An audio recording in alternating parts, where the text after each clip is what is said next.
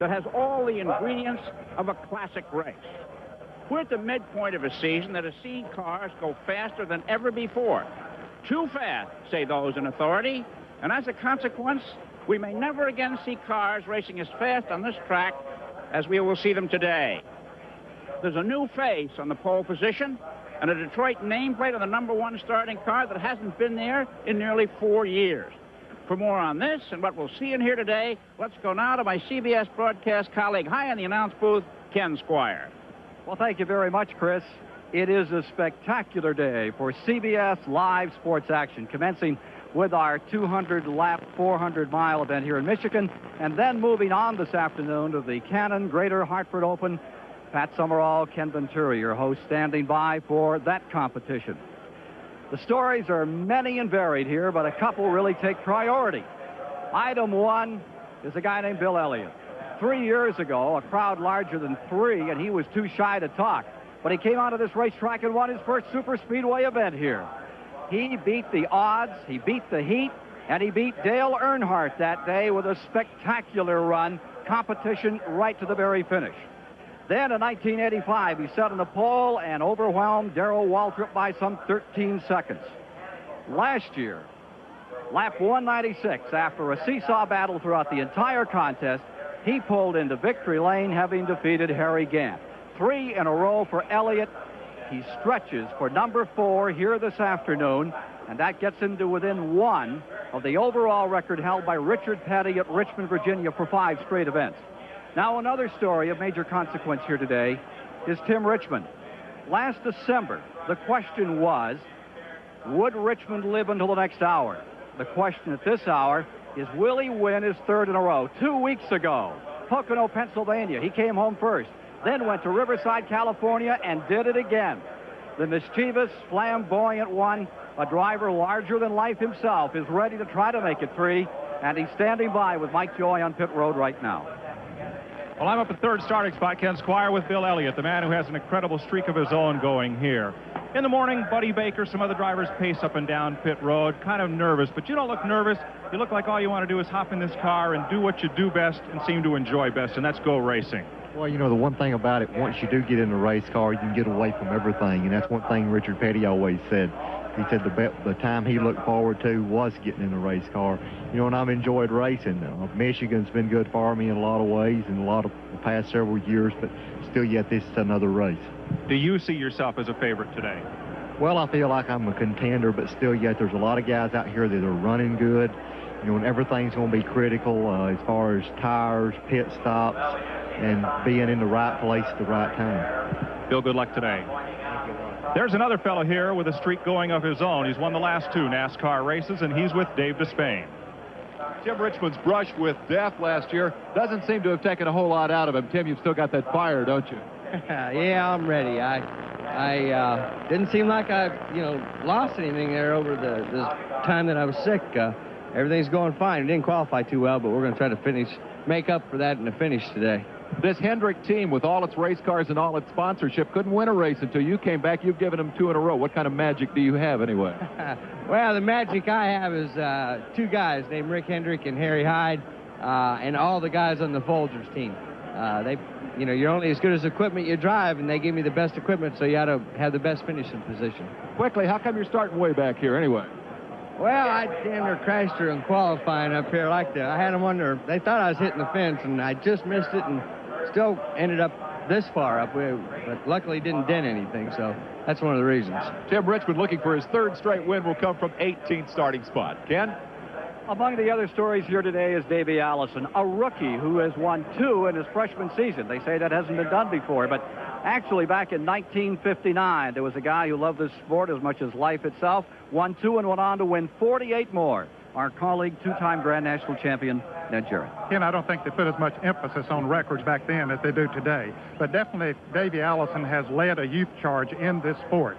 The age of the early 30s is relatively young for athletes in this phase of auto racing. In fact, in this field today, 20 of the 41 drivers are 32 or less.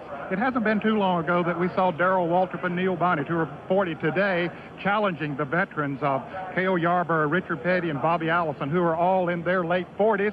Now, we're not going to say that those veterans are ready to roll over and play dead by any means, because they have been a factor in almost every race and will be again here today. But of the 6 different winners on the circuit so far this year, 5 of those drivers are 32 or younger. Only Dale Earnhardt, who is the biggest winner, is over 32, and he's just 35. But Davey Allison certainly is to be envied for the record that he's setting so far this year, and he has the honor today of starting in the 4th row alongside of his famous dad, Bobby Allison. Let's meet him now with Mike Joy. It's young fellows like this in NASCAR racing that are making older, experienced drivers reach for the bromides and the headache powders these days. Davey Allison, 2 wins so far. Are you ready to put some of these older fellas out of the driving seats and into the rocking chairs, it looks like? Well, Mike, we've been doing the best we can, but there's a lot of other younger guys out here that are trying to do the same thing, but some of these older guys object to it. But nobody over 35 has won a race this year. I think it's just a matter of time before either my dad or one of the other guys pulls one off, though. They've been running really good, and they've had a lot of bad luck, but we're going to try to prevent it if we can. Well, one sign of the times is the fellow across the 4th row, Davey's dad, Bobby Allison. They used to say, hey, there goes NASCAR's 3rd all-time winner. And now a lot of people say, hey, there goes Davey Allison's dad. Stand by for the action, the excitement of NASCAR stock car racing, CBS style, live from Michigan in a moment. Pole for the first time in his Winston Cup career. He's standing by with Dave Despain. Rusty Wallace has also given Pontiac its first pole since 1983. How does it feel to sit at the head of the class? Feels better than I thought it would, Dave. I tell you, I'm real proud to put a Pontiac up front, and just hope that I can keep it up front. The car's been running great all weekend, and the engine problem seems to be gone right now, so let's just hope for the best. These guys have a streak of their own. They're hoping to break here today. They've blown motors in 3 straight races. They've changed the lubrication system to solve that problem. For the dramatic story of the outside pole, let's go to Mike Joy. Derek Cope's previous best start, 15th at Riverside. He qualified on the outside pole here, and what happened yesterday afternoon? Well, we went out to the last practice session, and we were really pleased with the race car. It was running awful fast. I ran with Tim Richmond and Davey Allison and stayed right there, so we were really, really completely done with the car. And I shut it off clean on the back chute, and it made a popping noise, but I thought it was a header leak. And we come in and took all the checking the stuff this morning and started trying to fire the car again. It would not start. And evidently the motor started to run backwards and either broke the camshaft or broke timing chain or something, and we just had no time to change the motor, so we were going to have to scratch it. The high point of your career yesterday, and now you feel? Well, we're bitterly disappointed, but we're still grateful for the fact that we did do it. We know we're capable of doing it, and we know that we can come back here or another place and do the same thing, so we're confident from that level. And they have a lot to look forward to. Ken? Unfortunate time for Derek Cope. We're just about ready for the command to fire engine. Miss Nancy Hales will be commanding these 41 cars to life. They qualified within about 2.5 seconds of each other. One provisional starter in the field. Let's go down for that command. The time has come. We've been waiting for those 4 famous words. And here to give that command is Nancy Hales, marketing coordinator for 7-Eleven food stores from Saginaw, Michigan. Nancy? Gentlemen, start your engine.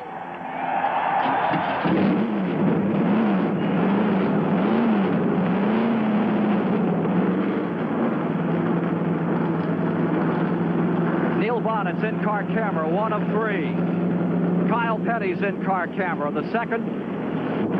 And the king, Richard Petty, has our 3rd onboard camera for the Michigan 400 live today here on CBS Sports.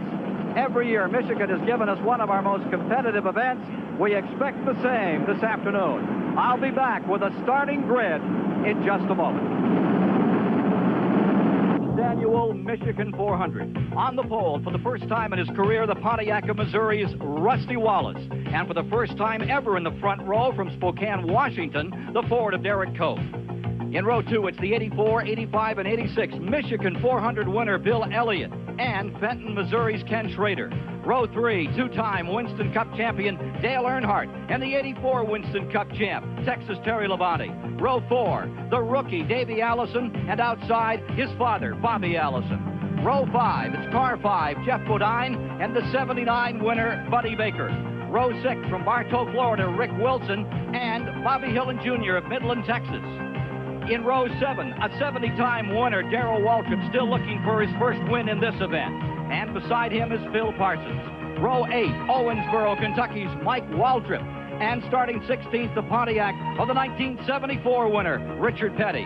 Row 9, Ricky Rudd in the Bud Moore Ford, and Tim Richmond on the comeback trail, going for 3 in a row. Row 10, it's Harry Gant from North Carolina and Alan Kowicki of Wisconsin. Row 11, the 1980 winner, Benny Parsons and Morgan Shepherd. In row 12, it's Greg Sachs and Kyle Petty, the winner of the Charlotte 600 earlier this year. Row 13, 6-time Michigan 400 champion Cale Yarborough and Brett Bodine. Row 14, from Tennessee, Connie Saylor and Wisconsin's Jim Sauter. Row 15, Jackson, Mississippi's Lake Speed and Wausau, Wisconsin's Dave Marcus. Row 16, H.B. Bailey of Houston, Texas and Michigan's Don Paul. For row 17, also out of Alabama, comes Neil Bonnet. And flanking him is Buddy Arrington of Martinsville, Virginia. Row 18, Kenny Bouchard from Pittsburgh, Massachusetts, and Eddie Bierswale of San Antonio, Texas. Row 19, Dale Jarrett of Hickory, North Carolina, and Michigan's Butch Miller. Row 20, Rodney Combs from Lost Creek, West Virginia, and Dave Simcoe from Michigan. And rounding out the field, provisional starter Sterling Marlin of Columbia, Tennessee. A tremendous wave from the crowd as Harold Kinder indicates 1 lap, and they will be racing live on CBS this afternoon. Ken Schrader has now pulled up into the front row, assuming the position that Derek Cope had qualified for. Onboard cameras in 3 cars today, and the king is back. Richard Petty, car number 43, has been out for 2 races after he crashed at Dover, Delaware, and broke a couple of ribs. Richard Petty, Ken Squire at CBS Control. Do you read us? Yes, sir, Ken. We're right here. How do you feel? Well, right now I feel real good. Talk to me a little bit after we run some. Okay. Any soreness at all? Well, yeah, I'm still sore, but I feel like this flat track, we don't get that G-force, should be okay. Richard, your doctor down there, I understand, told you that you're getting older. You don't do things as well as you used to. You only broke 2 this time. That's what he said. He said most time I break 4 or 5, so I'm doing better. Okay. Good luck to you this afternoon, sir. And he doesn't heal quite as quick as he used to either, Ken, because he'll be 50 years old next week. July the 2nd. Let's take a look at the course itself. It's 2 miles, tri-oval. It is a beautiful D-shaped track, very similar to Daytona in layout, except a half-mile shy. 18-degree turns instead of 31 degrees in 1 and 2, 3 and 4, and 12 degrees down the front straightaway, and just enough to kind of run the water off the back straightaway, 5 degrees there. And yesterday, Sterling Marlin, the reason he is 41st is he crashed warming up to start the qualifying run here in turn 3. The wind was terrible, and the wind isn't much fun today. The parachute is bringing the American flag in, missed the entire track, landed off the second corner. Pace car is about to come in, ladies and gentlemen. The Michigan 400 on CBS, ready for a start. Harold Kinder holds them down. Green is out. We're racing. On the break, Rusty Wallace jumps out in front from his first pole position. I asked his crew chief, one of the crew members, Ken Hammond, about getting that pole. I said, do you remember the last time you were on the pole? He said, I think it was back when they ran steam engines. Here he is pumping into turn number 2 with a 2-car length advantage as 40 cars break away. 41 qualified with a provisional starter. 40 start. The man on the outside of the front row, Derek Cope, breaking an engine this morning. How discouraging for that team from Spokane, Washington. From inside Richard Petty's car. There you see Bobby Hillen directly in front of him, and down on the inside, Phil Parsons. Neil Bonnet is gunning through cars. Here he is up on late speed and trying the inside at turn 3. Just finds the hole. Inches along, 3 wide there as they come by the grandstand for the first time. Sold out here in Michigan. Capacity House. Sterling Marlin, number 44, who started dead last. He's on the move, whipping through cars, has already passed 6 or 7. He's up on Buddy Arrington in turn number 1. Marlin at number 44 down to the bottom of the racetrack, clipping off another. Lost the whole front end off that car. There's Rusty Wallace in front. Ken Schrader's number 90 is in second. Here comes Earnhardt, busting around, getting down to the inside and taking position. Coming by to complete lap number 2 of 200. It hasn't taken Bill Elliott too long to catch back up. He lost about a second there on the start, the first lap, Ken, but he has moved right back up on the second-place car of Ken Schrader. And the fourth-place car, number 11, that's Terry Labonte. Junior Johnson celebrating his 56th birthday today. Understand Flossie is fishing for trout right now instead of watching to make sure that she has what Junior wants for dinner when he gets home tonight in Ronda, North Carolina. Here's Rusty Wallace, the great Midwest star. With the success that Bill Elliott has had here on this track, of course, he has run Fords all of his career. It has to make Rusty Wallace feel good knowing that this has been somewhat of a Ford track, but yet he's out front and actually a couple of car lengths. Wallace coming around to complete another lap. Let's check in on Neil Bonnet, riding right behind Lake Speed, who's made 2 runs this year and had a second and a third. Bonnet getting a challenge here, fending him off as he is rolling up through the field. Neil Bonnet carrying one of our onboard cameras today, starting in the 33rd position. And there you see Dave Marcus just shooting underneath him. And now he's trying to pull back up on the veteran from Wausau, Wisconsin. Just moving that wheel ever so tenderly at about 170 miles an hour. And using the draft very effectively as he moved around Dave Marcus on the outside. Of course, Neil Bonnet knows how to use the draft, and they use a lot of it here on this 2-mile track. Inside Richard Petty's automobile, distance here. That car has not run well in traffic at all this season. And remember, he's driving with 2 busted ribs, gives it a little space as they come by.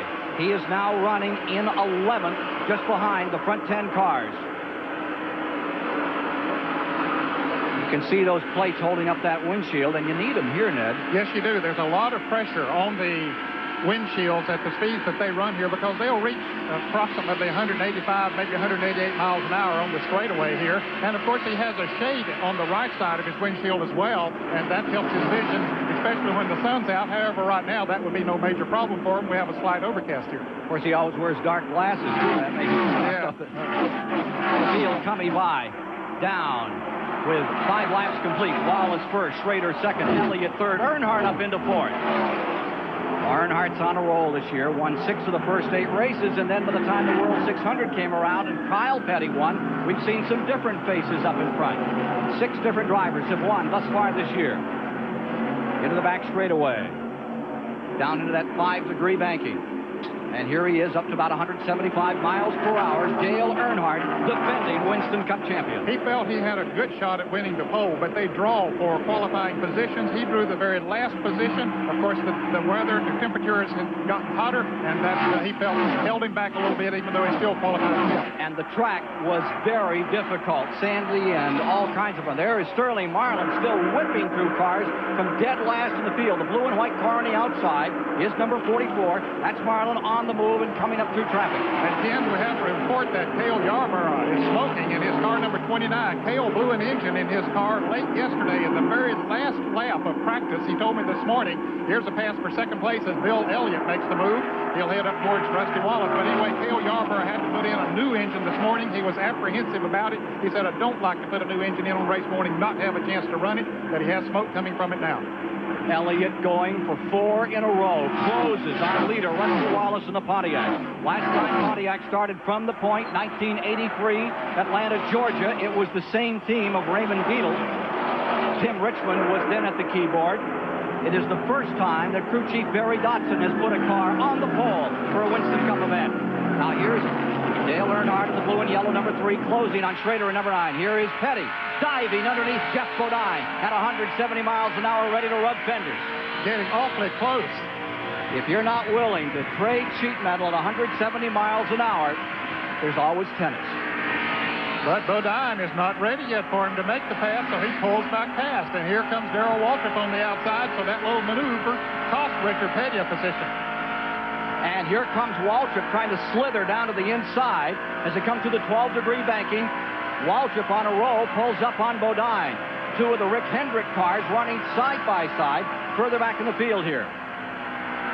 Waltrip does successfully make the move going into the turn, but he goes high. Now Bodine will try to go down on the inside, and here's the car of Cale Yarborough that we mentioned had been smoking. I suppose we'll see Cale coming into the pits before too long. He seems to be running well, Ken, but the smoke coming from him could be just an oil leak or something, and that happens sometime when they change engines. He's moving up on Benny Parsons now to move on the inside, so certainly that smoke is not affecting his speed.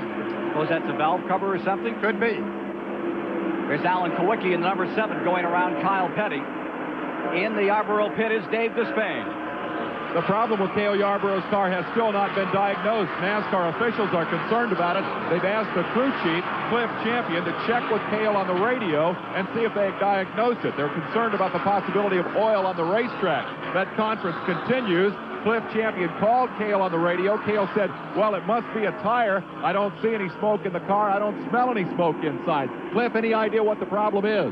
Well, we really got a tire rubbing just a little bit. I think he bumped somebody back there getting in the starter, and he got a little close back there. He must have bumped the fender on the tire a little bit. It's not bad. Will you try to keep him out there then? We're going to try and keep him out unless Cale feels that it's rubbing bad enough he's going to come in. You know, we don't want to keep him out there if it's unsafe. Definitely not oil, though. You think it's tire for sure? I don't believe it is. You know, it's hard to say. We messed the motor up yesterday and had to change the motor first thing this morning. They might have got a little bit too much oil in there or something like that. It's only leaking in the corner, so it could be squirting a little bit of oil out the freezer. So the speculation here is tire. They're going to leave Cale out and see if the problem worsens. Ken? As he dives into the corner, you can see that smoke begin to billow out from beneath the car. There you see that scramble up in front and now further back. There is Cale Yarborough's car, and leading that group is Benny Parsons in the 35. Those cars not up in the front 12, 13 positions. Morgan Shepherd in the green and white car, Kyle Petty coming after him, and here comes the battle for the lead.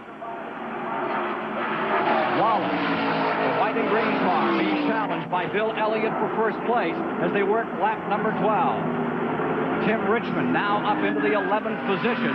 Jeff Bodine in 12th, Richard Petty 13th, Bobby Hill in 14th, Mike Waltrip, who qualified well, in 15th. The leaders separating from the field. Big interval between the number 2 car and the number 3 car.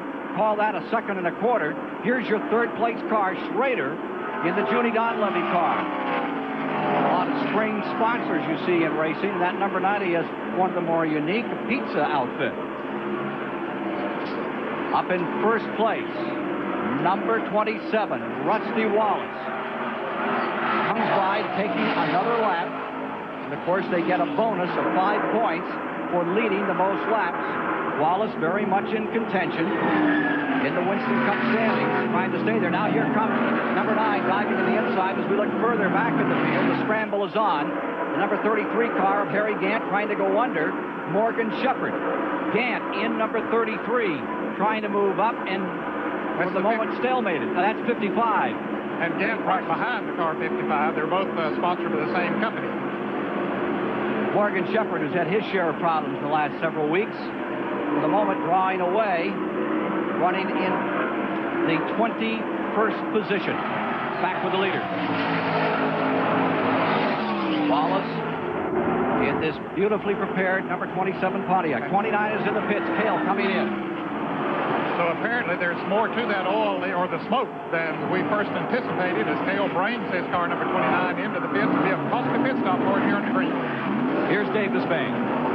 As Cale Yarborough comes on pit road, they immediately go under the hood trying to diagnose the problem. They'll give him routine service while he's in, but the real key here is to figure out where that smoke is coming from. We can see the smoke coming from underneath the car. They are not doing any work on the tires, so that is apparently some lubrication difficulty. They have checked the car over. They're buttoning it back up, and they look like they want to get him back out just as quickly as possible.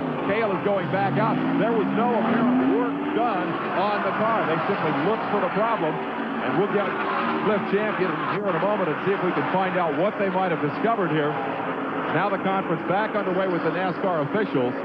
Dave Despain. Try to determine what to do next. David, a report from one of the drivers out there, I think Harry Gant, called back to his pits and said he thought it was the rear end that was burning up on that car. Apparently he was running behind Cale and got some of the grease that was coming from it and causing that smoke. And Ken, we've had a lead change. Indeed. Bill Elliott seeking that 4th straight win in this tremendous event of $495,000 worth is leading and pulling away by some 15 car lengths over Wallace in 2nd, Schrader in 3rd, Earnhardt 4th, Bobby Allison 5th, Terry Labonte is in 6th. And then comes Rick Wilson. Now Wilson is moving around Terry Labonte. Wilson up a spot in the 6th, and here comes Tim Richmond in the 7th. Back straightaway, fight for 3rd here. Ken Schrader goes up against Dale Earnhardt. We'll return with more live action coverage of the Michigan 400 after this message and a word from your local station. for running. It was Elliott in front. Rusty Wallace then in second. Ken Schrader was in third. Dale Earnhardt in fourth. Bobby Allison was in fifth. He is just pitted with a tire situation, apparently. And Rick Wilson in sixth. Tim Richmond in seventh. Baker eighth. Labonte ninth. And Waltrip 10th. And Bobby Allison had more than a tire problem. They changed all 4 tires on his car, but it will not crank. They're pushing him down pit road. He has already gone 2 laps down to the leader. A very tough wreck here for Bobby Allison, and Dave Despain has the story. It was a painfully long pit stop for Bobby Allison. They had a tire problem. They came in. They weren't sure where the problem was. Changed all 4 in good time. Difficult to do under green. They were in bad shape at that point, but they became much worse off when the car died in the pits, and it took a long push down pit road to get it back underway. A double-edged problem here for Bobby Allison. Ken? 2-time winner of this event. 82 times a winner in Winston Cup races. His 44th performance here at Michigan. Driven just about everything here, from Indianapolis cars on. International Race of Champions and stock cars out of it today. Here are the leaders, and Wallace has closed down on the leader, Bill Elliott. Rusty Wallace in the white and green number 27 Pontiac moves in on the Ford of Bill Elliott. Third is Earnhardt. Fourth is Schrader. Up to fifth moves Tim Richmond. He is on a roll here this afternoon, Ned, having started 18th. He said that he messed up a little bit qualifying, got the car a little bit loose, said the car was capable of running faster than he qualified it, so he's showing right now that it very definitely was as he moves up through the field. Running in 6th is Wilson, 7th is Waltrip, 8th is Baker, 9th is Petty, 10th is Labonte, 11th Davey Allison, 12th Benny Parsons, 13th Bodine, 14th Ricky Rudd, and 15th Bobby Hillen.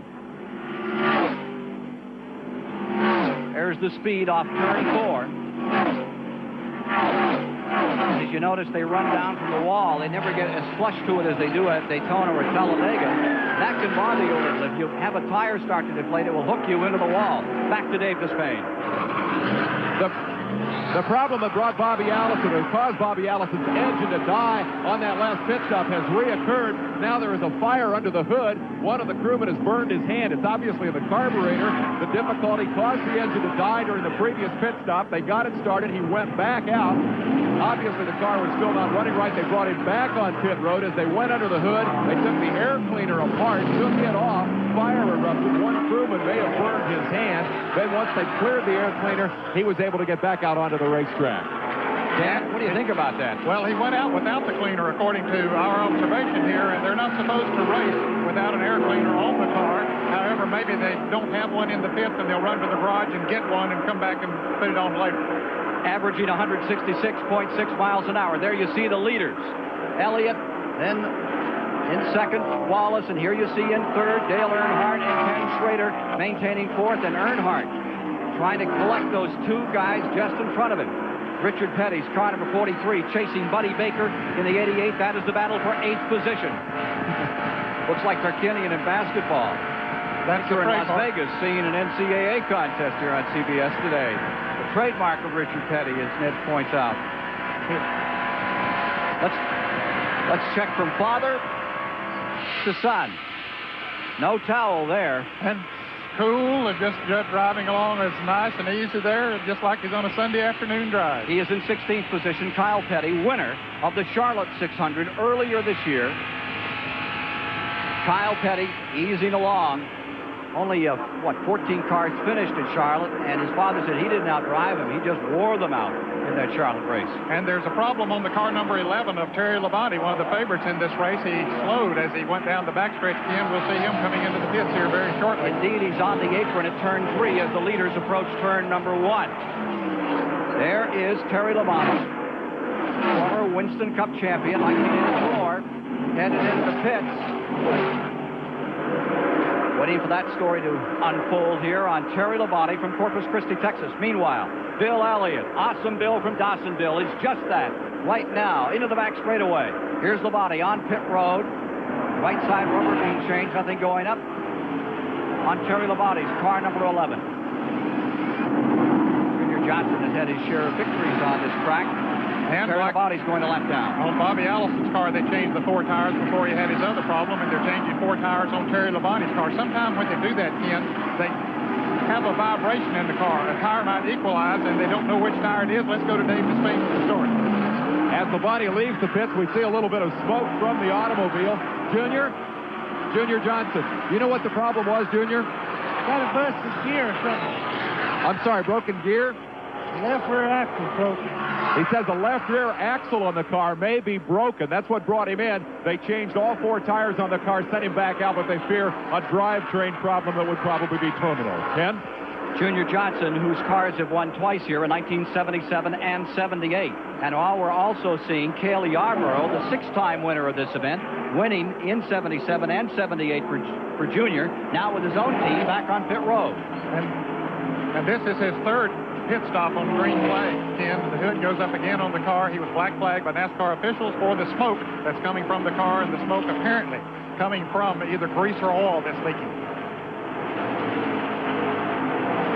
Cale Yarborough resting on pit road. Here's Dave. He can give us the story. They have an oil leak on the Yarborough car up under the left front fender. It's directly in front of Cale. We thought it might be coming from the rear end. Some of the drivers were reporting that they were getting what they thought was rear end grease on their windshield. However, the leak is just in front of Cale under the left front fender. They stopped the first time and stuffed a bunch of grease rags up around it to try to check the flow of oil. Now they are having to go in after the black flag and make a full repair. They have an oil drain pan there. They have loosened the oil line, and it'll take a while to get this one fixed. They tried to patch it. That didn't work. So now under black flag, they'll have to fix it right. Ken? Cale Yarborough's had great success in racing, but this year the challenge of owning his own team has added to his racing pressures. Well, it's been hard. There's no doubt about it. It's been quite expensive and a lot more work, but as far as regrets, I don't have any regrets. This is something that I've planned to do for a long time, and I'm glad I did it when I did it.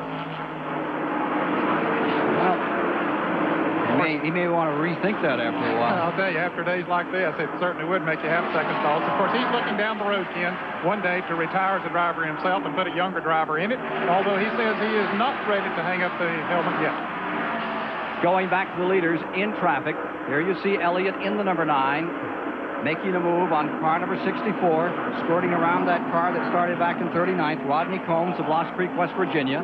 And Rusty Wallace stays right there, hanging on in second. Wallace, the Fenton, Missouri driver, having a tremendous run. More from Michigan shortly. Arriving with the king, Richard Petty, 200-time winner in a tremendous fight. He's been side by side with Buddy Baker in the number 88 for the last 3 laps. Baker has just pulled by and drawn with him number 35, Benny Parsons. So as they run now, Baker's in 8, Parsons in 9th, Richard Petty's in 10th, and right behind him is Davey Allison in 11th. They're in turn 1. Baker in the blue and white car on the outside, number 88, and there's Parsons dipping low, trying to move in. The teammate, the number 25 of Tim Richmond, is up in 4th position now. Look at this scramble in turn 3. Baker just barely in front. Here's Parsons in the 35, trying the inside as they battle for 8th position, and trouble as H.B. Bailey slams the wall. H.B. Bailey out of Texas. Over in turn 2, or between turn 1 and 2. Has wailed. You can see the tire marks slapping the wall, spinning around. It is the first caution of the day. It comes at lap 33. H.B. Bailey's car lies stricken in turn number 2 after it solidly rams the concrete. Caution out. Racing back to the line. Scary to see them flush into the wall up there. Yes, it is, although he's a little higher than their groove at this point of the race. Fortunately, it stayed on the high side of the track rather than coming back down in front of the traffic. Now he gets it down off of the traffic, off of the wall as the traffic goes by, and here comes the leaders into the pits. Backed it in. You think of last year here on this track. Well, Rick Baldwin, qualifying, slammed into the wall, and Rick is still in a comatose position in Texas. Here's Mike Joy. Bill Elliott getting scheduled service here. Right side tires going on that Ford. NASCAR's allowing an extra man over the wall on pit stop to collect the tires taken off the right side, carry them back over the wall so they can't get punted back out into traffic. Like most of the teams at this end of pit road, Elliott will take on 4 tires. And looking at the trend, these tires are already scuffed. They have 4 or 5 laps on them in yesterday's practice and allowed to heat up and cool down and set to go on the car today. They're not using brand new sticker tires. There's Ricky Rudd also getting service. Let's go to Dave Despain. This caution is a break for Terry Labonte. They had planned to come in just a lap or two to change the broken rear axle we mentioned on the previous report. Now they are able to make that change under a yellow flag condition. Now the car has been pulled off pit road so it doesn't create a traffic problem for the rest of the field. They are hard at work now pulling the wheel off. It'll take 4 or 5 laps to get this done, but at least they are able to do it under yellow and lose less distance on the racetrack than if they had to make the change under green as planned. Ken? Well, here you see number 36 limping along back, wobbling toward the garage area. Number 36, H.B. Bailey, who backed into the wall in turn 2. Never says anything that takes longer than 5 seconds and usually ends up with, know what I mean? H.B. Bailey, goatee and all. Number 36, down about turn 2 now. And it'll be a short day for him, ending in lap 33. Rest of the field coming on pit road. Cale Yarborough taking another opportunity here to drop by and have his car worked upon. His car number 25, Tim Richmond, has also come in twice. Richmond making a great run, starting 18th, coming to 4th. And here you see the Junior Johnson car being administrated to by Tim Brewer, now total crew chief, as Jeff Hammond has moved on to his old pal Darrell Waltrip. Let's talk to Richard Petty in car number 43. Richard, Ken Squire at CBS Control. How are things going out there? I haven't found a place yet. I'm working on it. I believe he's talking to Dale Inman, his crew chief. And what he was saying, he hadn't found a place yet. He's working on it. Apparently, he hasn't found the right spot on the racetrack that he wants that car to go. So he's in contact with Dale Inman, his cousin, and the crew chief on this car. A lot of that crew anxiously awaiting the outcome of this race with Wade Thornburg and Richie Bars and those people that have really constructed this team up to a position to be a real challenger this year. Richard Petty, Ken Squire again at CBS Control. Good start. And just before that caution came out, we saw Buddy Baker take a run at you. I don't believe he's reading this at this point. Apparently not. Planning his strategy right now. 1 lap, and they will be back under green.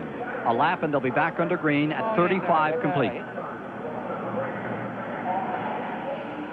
He has both right side tires flat on that car, the H.B. Bailey car, so Ken, it's possible that's what caused him to get into the wall. Maybe a tire blew as he went into the turn and slammed him into the wall, but it looks like it will be all for H.B. Bailey today. Car glancing off turn 2 in sad disarray as it goes back to the garage area. And they continue to work on Terry Labonte's car as Neil Bonnet takes a moment to pit here just before we come back under green. Davey Allison also dives back on pit road, and now you're inside of Bonnet's car. Neil Bonnet had stayed on the racetrack. He is currently in 3rd place in the Western Cup point standings. He stayed out there to lead a lap so that he would get those 5 bonus points. It's going to cost him some space on the racetrack. He'll be way back in the pack, but he figures those 5 bonus points are worth it. Benny Parsons from 21st to 9th today. He's having a good run. Here's Mike Joy. And here's H.B. Bailey disgruntled. Right side tires are flat, but most of the damage is to the left. What happened? Oh, I just went in a little low with the car was loose, and I went in a little low trying to pass 89 going into 1 and just lost it. Gonna make it a long ride back to Texas. Yes, sir, it does. It wasn't nobody's fault but my own. I can't blame it on nobody. All right, sorry to see you out of it. All right, thank you. H.B. Bailey out of Texas. Liked by everyone on the field. They like to have him out there. Unfortunate that he brings out a caution flag in the early going. He's been around for a long time, and he is a super nice guy, very quiet, doesn't bother anybody, just likes to race. As they prepare for a restart, we see Ken Schrader on the point, Allison on the inside as a lap car. Lap cars in the bottom of the racetrack, cars in the lead lap on the outside as they get ready to take green another time.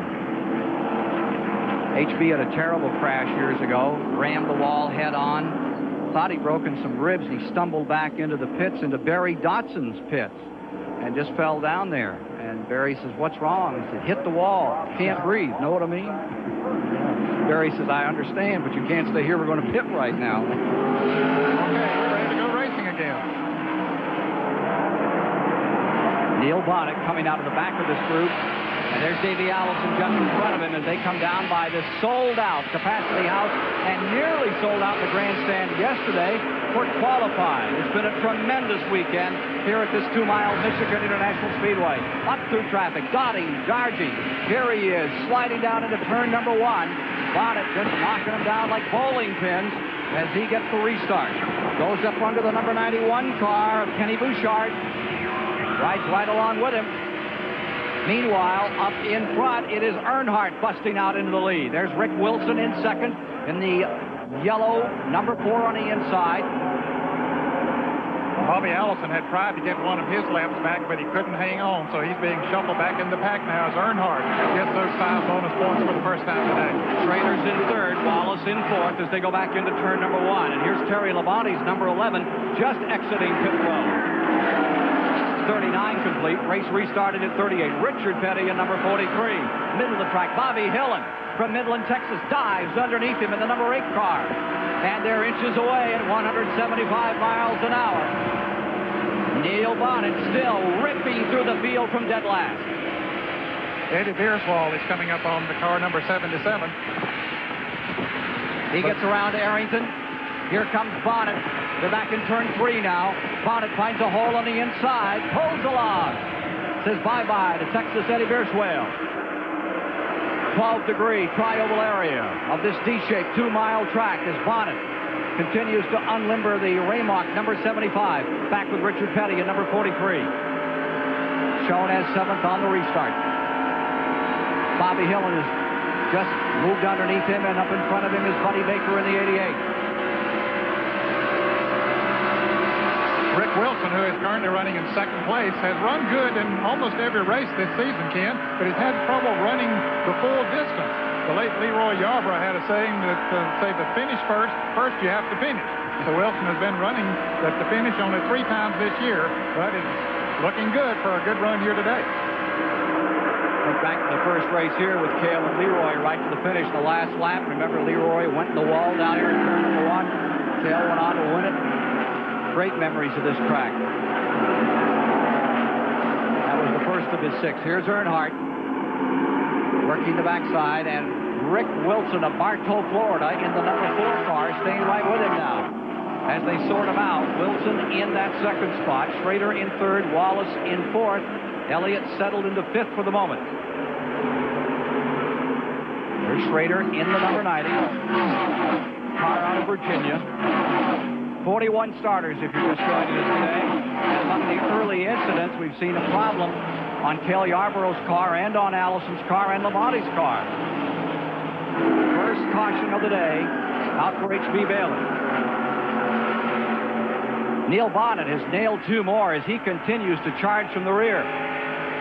Well, he's going by a familiar name there, Ken. Yes, indeed he is. That's a guy named Jarrett in that 18 car, the Friedlander car. Your son made the field, and there was about a dozen that didn't. Just to get into this race was something of an expedition. There is so much competition on this circuit today, and so many cars trying to get in every field. It is an accomplishment just to get into the field, even though he started 37th. But I've been watching him out of the corner of one eye every once in a while, and he's doing a good job out there, Ken. How do you think of these rookie kids wearing mustaches? Well, now, we weren't allowed to do that back when I was racing by our parents. By your just have no control, do you? No. Here's Cale Yarborough. Consultation flag is out again on that car, and here's Dave. The frustrations continue for Cale Yarborough. This looks like a videotape replay of the previous stop. They came in. This time they took off some of the oil rags that they had put around the oil leak to try to stop it. Apparently the oil rags themselves have become soaked. They were contributing to the smoke flow from the automobile. Let's see if we can get Cliff Champion and perhaps determine whether or not they've actually solved the problem here. Cliff is still in conference with the NASCAR officials. Cliff, do you know if you've got it fixed now? Do you know if you have it fixed now? Yes, the engine's blowing a little oil out in the breathers right now. But you think you got it up? Do you think you have it under control so you can keep it from being black flagged? Well, I don't know. We took some of the oil out of it, and this last time we took some of the breathers out of it. We had a restrictor in the breather. We took that out, maybe trying some of the blow-by. You start worrying about the motor living now with all the changes in the oiling system? No, the oil system's doing fine. For some reason, it's just blowing a little extra oil out right now. So they continue to have an oiling problem here. They hope they've got it solved and can keep Cale out on the racetrack. He's had to stop twice for black flags. Dale Earnhardt trying to put Chevrolet in victory lane for the 4th time in this Michigan 400. He's leading right now. More in a moment. Speedway with Ned Jarrett. I'm Ken Squire. As we look at the Budweiser leaderboard to the moment, Dale Earnhardt has the advantage by 2 1/10 seconds over Florida's Rick Wilson. followed by Missouri's Ken Schrader third, Georgia's Bill Elliott fourth, and Rusty Wallace is in fifth. Taking a look at the second five, Buddy Baker, having an outstanding run in the early going, is sixth. Bobby Hillen is seventh, Richard Petty eighth, Darrell Waltrip ninth, and Ricky Rudd is in the 10th position.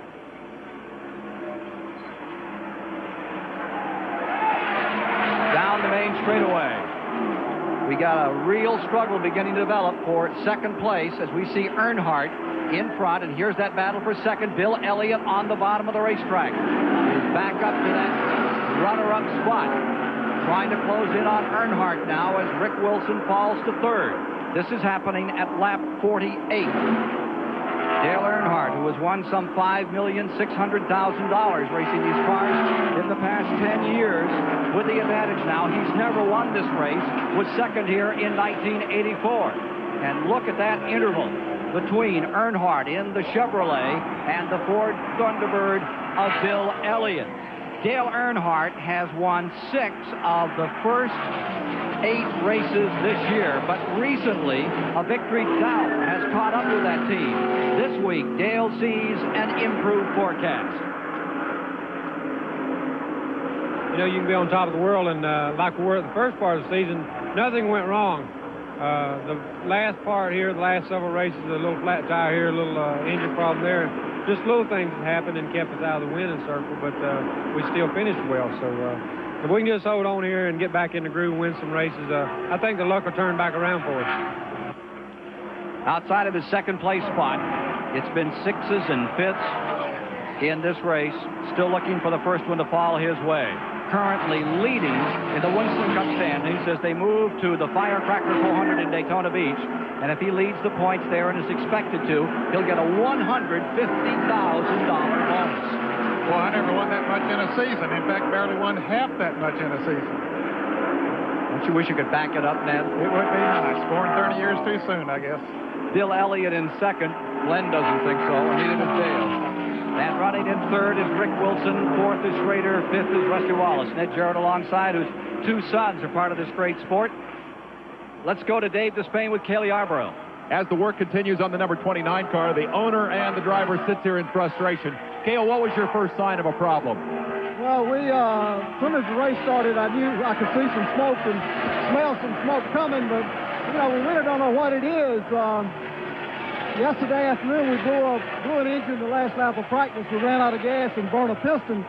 But the engine's running fine. Everything's going real good. It's just a baffle or something that's messed up and is blowing back through the breather. But everything's running fine. It's just smoking. Bulldog determination has always been one of your strong suits. That's going to prevail as a car owner, too. You're going to stay after this thing till you whip it, aren't you? We're going to stay with it. We're not going to let it whip us. We're out for the day as far as the running, but we're going to try to fix it so we can find out what's wrong with it and get back out. That's Cale Yarborough. As long as he's been driving these things, he has never, ever quit, and they are not quitting now. They continue to try to plug up this oil leak and get him back out onto the racetrack. Ken? Dale Earnhardt continues to do the Michigan Toodaloo. He now leads by 4 seconds over Elliott as the Richard Childress team has put that car out in front by a healthy margin. Now from the Richard Petty car, you're looking at Rusty Wallace in the number 27 in 6th position. Richard is in 7th, and there's Ken Schrader in the number 90, the red and white car on the outside. They're in turn 3. And just a moment ago, those 2 cars got together, Kenny Schrader and Rusty Wallace. They're neighbors from Missouri, but they touched just momentarily, but everything was okay. There you see the second place man, Elliott, in number 9. And remember, if you're just joining us, he is striving for 4 straight wins in this event. This is where it all began for him. He'd actually won Riverside the year before, but his first super speedway win was here. A timid, quiet young man from Dawsonville, Georgia, who then went on to become truly awesome. Won a $1 million bonus a couple of years ago, and now wherever he goes, he's considered a major contender to come home with a checkered flag. Interval between first and second place as they come to the line this time before this capacity house. Sold out here in Michigan. Officials say they expect this to be the biggest crowd ever here with an infield that is just outstanding.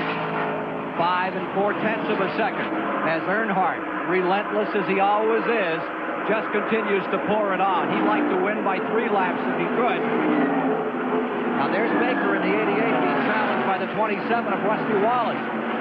And behind those two other contenders in the lead lap, Schrader and Petty. Back straightaway. Great battle going on, and it is Rusty Wallace under Baker taking the spot. Wallace moving up, give him 4th position now, and Baker falls to 5th. We'll return with more live coverage of the Michigan 400 after this word from your local station.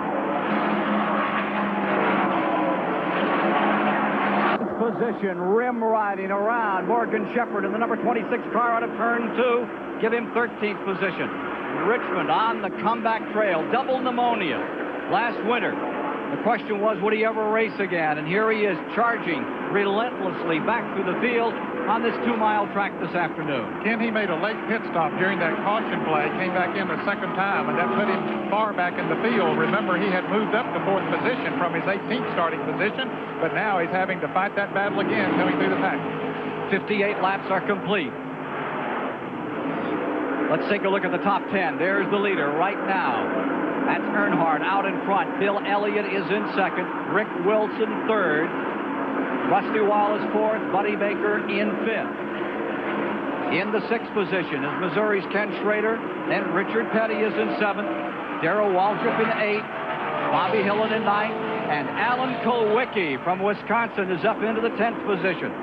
Rookie of the year a year ago, Kulwicki having a good run. In 11th, Kyle Petty. Tim Richmond now reported in 12th. As he continues to get through the field. 13th is Morgan Shepherd. 14th is Ricky Rudd. And there's Darrell Waltrip in the 17 car. Now he is pulled in right behind Kyle Petty. And if Tim Richmond can, there's 4 cars directly in front of him, so he can take 4 positions if he can get by all those cars. Turn 3. Richmond takes 1. High side, maroon car out back. That's Tim Richmond. Had such an outstanding finish to the inside of last year, and physically just did everything everybody required of him. Was everywhere, making 3 and 4 appearances a day. Chicago, back into the south, then back into the frozen climbs to the north, and it finally caught up with him. He just passes Kyle Petty in the number 21 car. Now he pulls up on Alan Kulwicki. That's Kulwicki on the inside, Richmond on the outside. He comes up on the outside. He's making his shot down the back straightaway. Bobby Hillen directly in front of him now. 2 down of those 4 and 2 to go, so he's picking them off very quickly. He's closing on Bobby Hillen in 9th. Kyle Petty looks him over. You see Waltrip taking a very high line, and down to the bottom comes Richmond. Has the running room low on the track. You can run 3 wide all around this track, and we've seen them do it for years. There's Richmond using up the bottom side of the racetrack, approaching the first turn. Again, his car appears to be working very well. The other 2 cars, he passed on the outside. When he caught Bobby Hillen, he went right by on the inside. It looked like he's going to make that move on Darrell Waltrip. Ashland, Ohio's Tim Richmond. Any place he hangs his hat is home, and he's hanging it all out here this afternoon on this 2-mile track, and he is closing now. He has just taken the Bobby Hillen car, ready to work a little on Darrell Waltrip. And Waltrip, Petty's 43.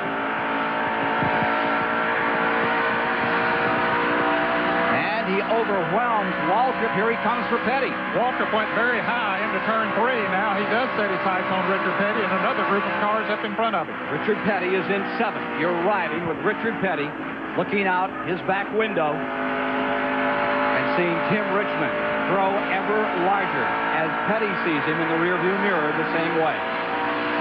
Back straightaway. Listen to that motor sing, surges down that backstretch, using all the gear they have for this 2-mile track, and Richmond closes in. They turn the engine some 81, 82, sometimes as much as 8,300 RPMs in a draft, so that's why it'll sing so much, producing well over 600 horsepower. 358 cubic inch engines, 3,200-pound cars, and here he comes. Richmond closing, ever closer.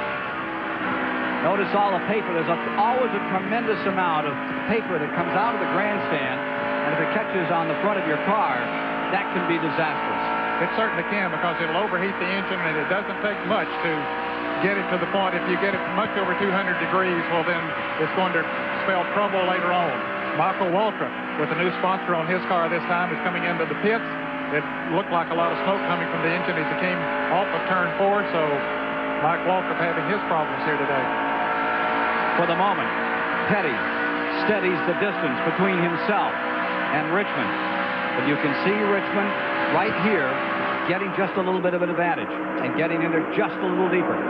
Dale Earnhardt staying up in front, seeking his 27th career Winston Cup victory this afternoon, defending champion, 1980 champion as well, stays out in front and has a good-sized lead over car number 9, Bill Elliott, running in second place. More from Michigan in a moment. 1/4 distance. With the first 50 laps down, Dale Earnhardt first, Bill Elliott second, Rick Wilson then third at the quarter mark, with Schrader running in fourth and Rusty Wallace in fifth. The attrition through the first 100 miles of competition here. H.B. Bailey retiring after he nailed the wall in turn 2, and Derek Cope never came out of the garage area this morning. Had a problem, broke a cam, and so the man that had qualified second for this race from Spokane, Washington, did not get a chance to start. Is a DNS. With more comments on the first quarter of the race, here's Chris Economaki.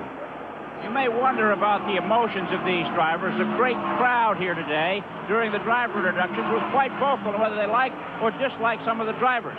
Leader Dale Earnhardt got a big round of boos. At that, he turned to the person next to him and said, "They do love me here, don't they?" Darrell Waltrip, who got a pretty good round of boos, just muttered, "It's a dark and lonely business." And Bill Elliott, not used to being booed, said, "I got to get out of here." Back to you, Ken. Well, it's a lot different than the last 2 years. Now, look at this. As you watch Richard Petty and Tim Richmond here, let's take a look at the race summary to the moment. We've had 5 leaders, 5 lead changes, and with that one caution, the speed down to 154.783 miles per hour in our Quaker State resume. And the third place car, Rusty Wallace, is coming into the pits, and this would be an unscheduled pit stop for him, Ken. Tire change on Wallace. Perhaps something equalized here. Now, can he change those tires and stay in the lead lap? It'll be close. This is a 2-mile track. It takes him about 43, 44 seconds to go around. A good, quick pit stop for Rusty Wallace. 11. Earnhardt's coming off of turn 4, coming to the start-finish line, and Rusty goes out, and Earnhardt will get around him. He has the momentum going into the first turn. There is Rusty Wallace, and here's Earnhardt on the outside about to pass him. Put him a lap down. Indeed he does. 11 9/10 of a second on pit road then. Good pit stop, but the slowdown time coming into the pits, and then, of course, getting his speed back up takes a lot more time. Richard Petty and Tim Richmond are just having a tremendous go for it here. Here is Richard Petty, and right behind him is Tim Richmond, and they've been going at it for the last 4 laps. Now, Petty, let's take a look on tape here. Oh, as Kyle Petty gets a little loose out of turn 2. Down to the bottom of turn 2. Richmond made this move to go beneath Richard Petty and take 7th spot. Richard would have no part of it, although Richmond was successful here. Petty was able to come back around him and end up back in 7th, leaving Richmond in 8th. Boy, it looked like Richmond was gone for the moment. That's not the case. And here is Richard Petty closing in on his son, Kyle Petty. 6th and 7th. And here's a pass again. This is live now. Down to the bottom of the racetrack, and you can see Richard nod as all of a sudden Richmond out of turn 2 just used the slingshot in the corner and whipped beneath him. He got him in the right position that time, Ken. Built his momentum and drove right around him. Of course, he used the draft off of Kyle's car as well, which helped to pull him up there. Now he's going to work on Kyle. Kyle Petty is running in 6th. Tim Richmond is in 7th. Richard Petty is back there in 8th.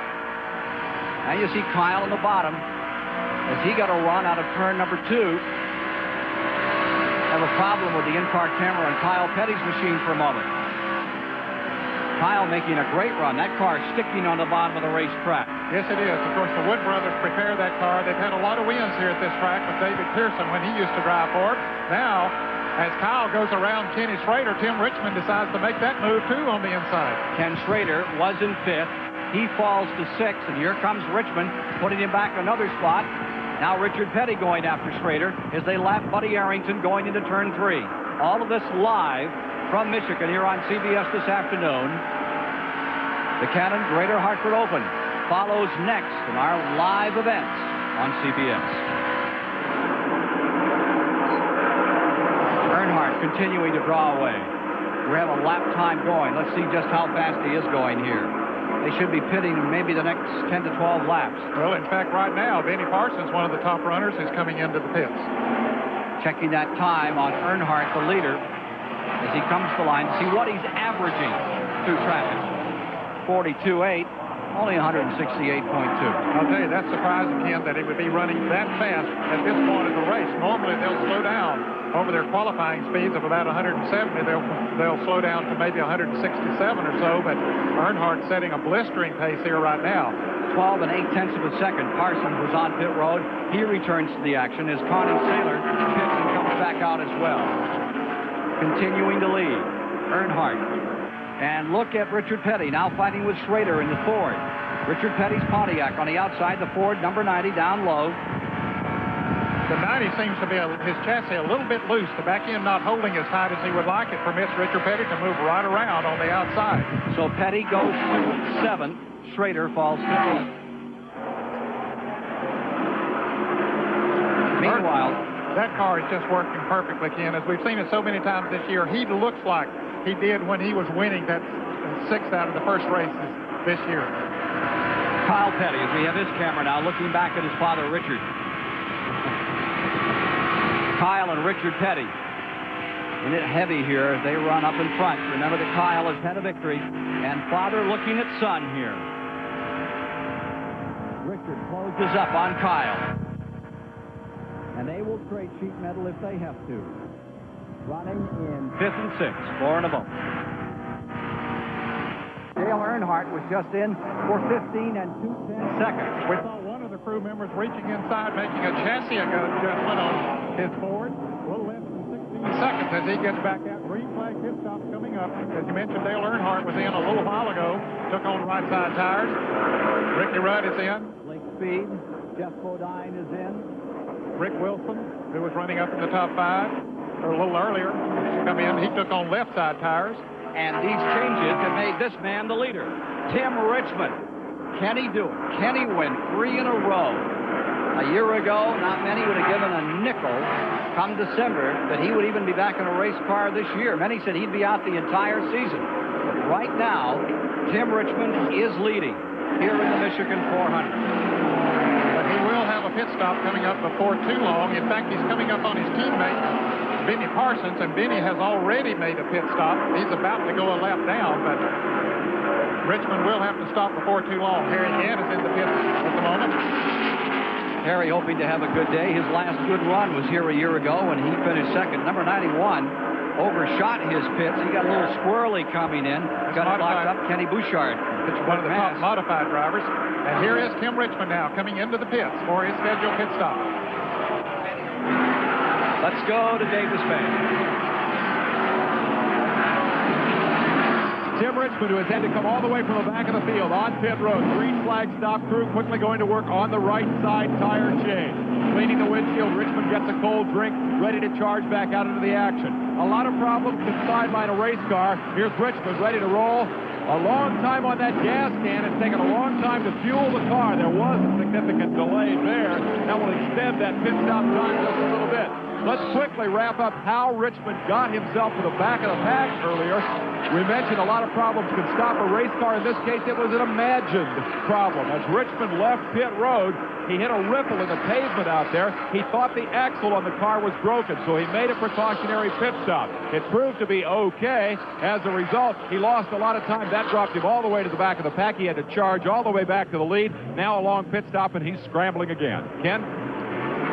Everyone seems to be scrambling with the exception of a couple of people out here today, Earnhardt and Elliott. And they are just moving right along as expected. Kyle Petty, of course, running an awfully good race here in the car 21, but Richard made a pit stop at the same time that Tim Richmond was making a pit stop, so he has made his stop.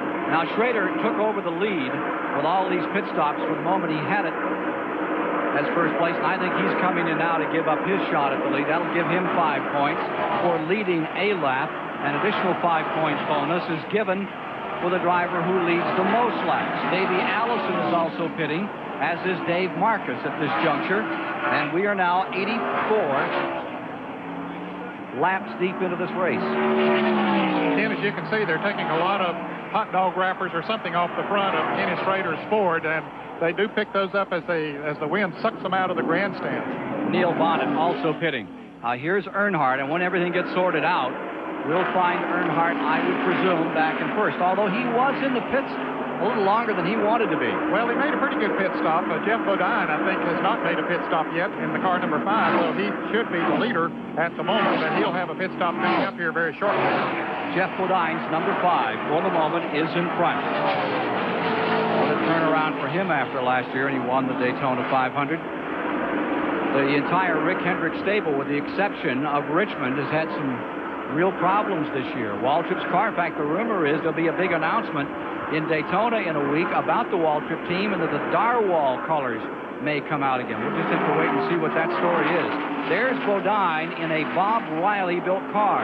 Almost all these cars are built by the same people. We'll tell you more about that story in a moment, as Bodine, for the moment, leads the Michigan 400. Checking the Budweiser leaderboard. With 86 of 200 laps then completed, Dale Earnhardt had just reappropriated first position after Jeff Bodine pitted, and he has a 12-second advantage over Bill Elliott. Then Rusty Wallace third, Tim Richmond fourth, and Kyle Petty in fifth. The second 5 at the present time would look like this. It would be Bobby Hill in fifth, Richard Petty sixth, Davey Allison seventh, Phil Parsons eighth, Morgan Shepherd ninth, Buddy Baker 10th, and then Rick Wilson's 11th, Alan Kulwicki is in 12th. Darrell Waltrip has just been lapped by leader Dale Earnhardt. Here's Richard Petty closing in on Bobby Hillen in a struggle for fifth position.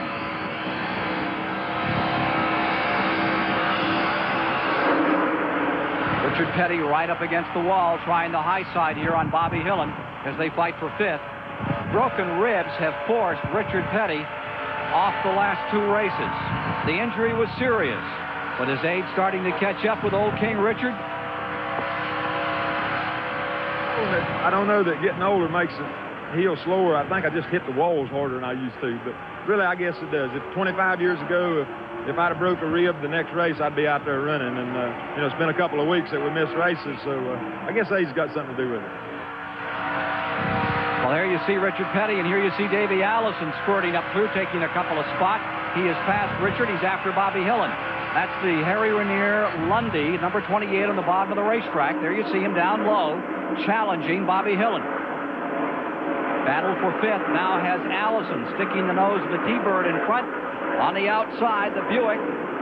Bobby Hillen pulls back around him again. A couple of youngsters going at it. Bobby Hillen, what, 22, 23 now? 23 years old. And Bobby Allison's son, Davey, running for Rookie of the Year, 25 years of age, has run this track a lot with the ARCA Group, the Automobile Racing Club of America. Richard Petty scanning this action directly in front of him.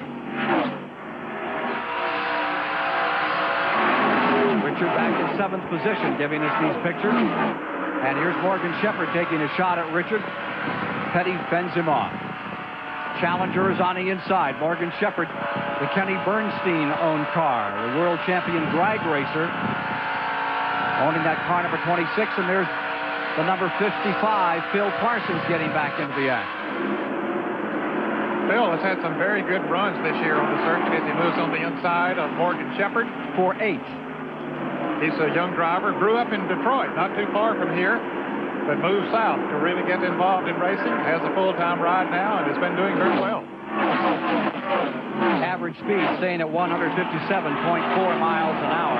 The record for this race was a 153 clip that goes back a few years. Here's Earnhardt in traffic. There you see the Bodine number 5 just in front of him, and the Greg Sachs number 50. That Bodine car, they're now building their own racing machines in the Gary Nelson Racing Stable, as is Earnhardt's people. Most of the cars are built by Banjo Matthews, Dick Huckerson, or the Laughlin people. Mike Laughlin, yes. But this is a Riley car. This number 5, one of 2 they have constructed from the ground up, and they're now building a third as they try to get a handle on having their own place. Certainly it's one way that they can maybe have a little development that others wouldn't know about when you get the chassis from the same place as most of them have been doing, the 3 that we mentioned over the years. The chassis are basically the same. Of course, they take them back and tailor them to their own needs and to suit the driver, but at the same time, if they build the thing from ground up in their shops, well, then if they have any secrets, they're able to keep them within house. Bodine going a lap down. Now the Childress car, I believe, it started out as a banjo piece, but it has been so modified. Look at Bodine. Stay right with him here. They run side by side. That will give that second place man a chance to catch up. 2 cars running side by side, and now Earnhardt's willing to let him go so they can run single file. They had some very heated battles last month in Charlotte, North Carolina, and boy, I'll tell you, there's no love lost between those 2 drivers. 2 good, hard competitors. Well, any staunch racing fan knows the story here, and it's either yay or nay on Dale Earnhardt and his conduct through some special events this year like the Winston and then some very hard racing. Papers have been full of letters and controversy about Earnhardt's style, which is very much like his dad when he used to kind of put a fender on you now and then. In fact, he drives exactly like his dad, Ralph Earnhardt, did, and they're just hard chargers. That's their style of driving. They want to go to the front if they possibly can. Like Earnhardt now, Dale is trying to move around Jeff Bodine, but Bodine wants to stay in the lead lap, so he's doing everything he can to keep Earnhardt back there. He's making him work for it. And as they run side by side, that 12-second interval back to Elliott continues to shrink. Now here's Earnhardt getting just in front of Bodine in a tight draft. Well, watch this one closely, folks. There have been fireworks between these 2 before this year, but for the moment, there's enough space in between them so that it looks like it may not happen again. They said that kind of thing was all over. Yeah, but they've been warned by the crew chiefs of those 2 cars have been warned as they put on this little battle here by the NASCAR officials, say, hey, tell your drivers out there to cool it, fellas. Lake Speed about to be blitzkrieged by the car number 3, Waltrip. Down on pit road, the timers keeping track of the machines. Earnhardt stays in front. One of my favorite stories was Ned Jarrett and Dale Earnhardt riding to the races with their wives and riding home with their races, and then they got into a situation at a race where Earnhardt parked you right around a tree. He sure did. Now, that was Ralph Earnhardt. This was Dale's dad. We were good friends, and our wives, my wife's name is Martha. Dale Earnhardt's mother's name is Martha, and we did. We rode races. How was the ride home that night? Very cold. I'll assure you, the ladies were willing to talk, but the drivers were not. We will return with more live coverage of the Michigan 400 after this word from your local station.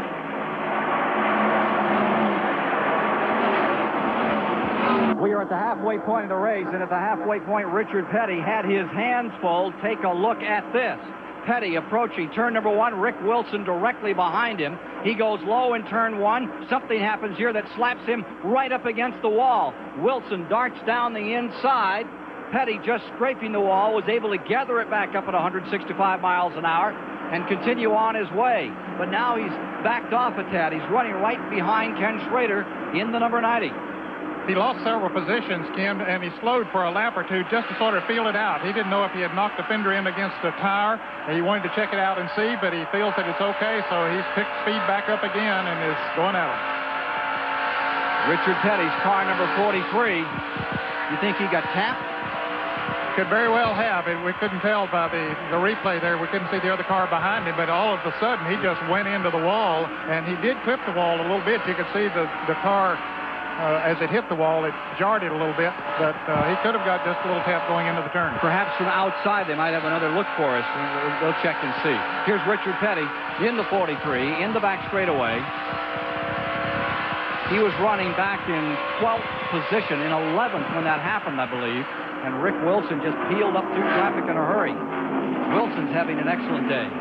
Your leaderboard looks like this. Earnhardt's first, Elliott second at halfway, Rusty Wallace third, Jim Richmond fourth, Davey Allison in the 5th, Kyle Petty is in 6th, Phil Parsons in 7th, Bobby Hillen in 8th, Rick Wilson in 9th, Morgan Shepherd in 10th, Buddy Baker is 11th, Schrader then was shown as 12th, Richard Petty 13th. And Ken, the fans might wonder why we're seeing Rusty Wallace up on the board there in third place now when he made an unscheduled pit stop for a change of tires, and we saw him go a lap down. But the other leaders have made pit stops since then. Now he'll have to stop again earlier if there's no caution, so he's a little out of sync as far as his pit stops are concerned, but he is definitely in that position. Meanwhile, Ricky Rudd feels the hot breath of the number 3 Chevrolet. The Ford T-Bird entered by Bud Moore, going down a lap, and Ricky Rudd in 15th falls down. 14 cars in the lead lap. And Bill Elliott apparently has lost a cylinder or something. That Ford number 9 has slowed.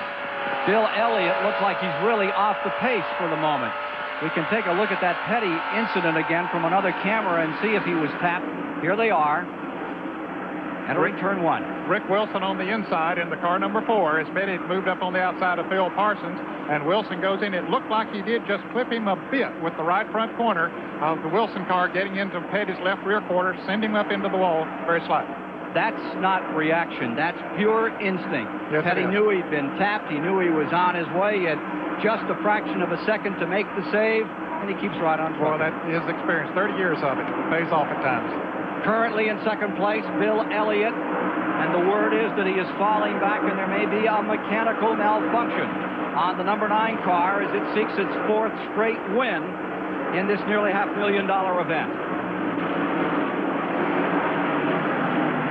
Tough break for Elliott, who has been trying to win, as you say, the 4th time in a row. But at the pace that he's running out there now, Ken, he won't have much of a shot at winning.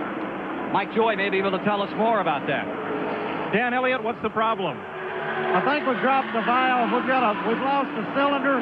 We're just going to keep running as long as we can run and hope it'll finish. Is there anything you can do to improve that condition? Nothing but pray. That's about all. Well, Ken, and they do a lot of that, but it's sort of doubtful if prayer will bring that cylinder back. Of course, he's in second place in the point standings, and he does want to stay out there and run as long as he can and get as many points as he possibly can. He needs oral right now. Yeah. Earnhardt first, Wallace second, Tim Richmond into third, Davey Allison, and here's Richard Petty taking a shot at Baker. So that little tap on the wall didn't affect that car of his too much. He felt it out for a lap or two, but it's moving right on back up too. That's one of the positions he lost when he tapped the wall, but he's regained it now. So that puts him up to 11th and ready to challenge for the top 10. I think Morgan Shepherd's the next man that he would encounter. He's driving his heart out there, Ken. He does in every race, and here's Baker making another move to come back on him. 200 times a winner, but has not won since the Firecracker 400, 4th of July, 1984.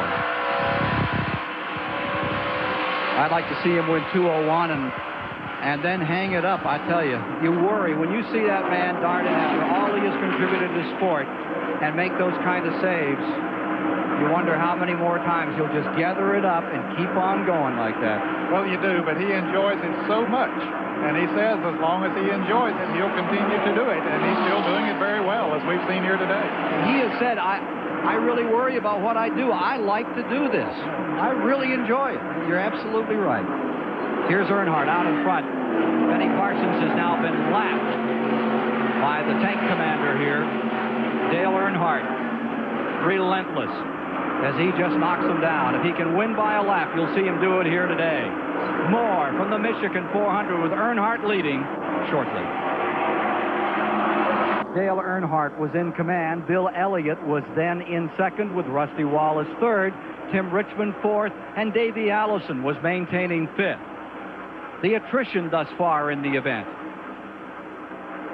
Derek Cope never got a chance to start today. Broken engine as they warmed up this morning. H.B. Bailey brought out the lonely caution flag for one time as he crashed in turn 2. Mike Waltrip's car swallowed a piston. Buddy Arrington's car has had a valve problem. And Butch Miller, the great Midwest star in number 08, has retired as well. So with half of the race gone by, let's get some comments from the Dean of American Racecasters, Chris Economack. Well, if this race continues at this pace, this big crowd is going to get an early start for home. At 160 miles, the speed was 156 miles an hour. At 180 miles, it was 157 miles an hour. And now at the halfway mark, the speed has increased to 158.94 miles an hour. Very fast. There are 35 cars still on the track. Only one yellow flag is waved for a minor accident involving H.B. Bailey. But there have been 10 changes in the lead.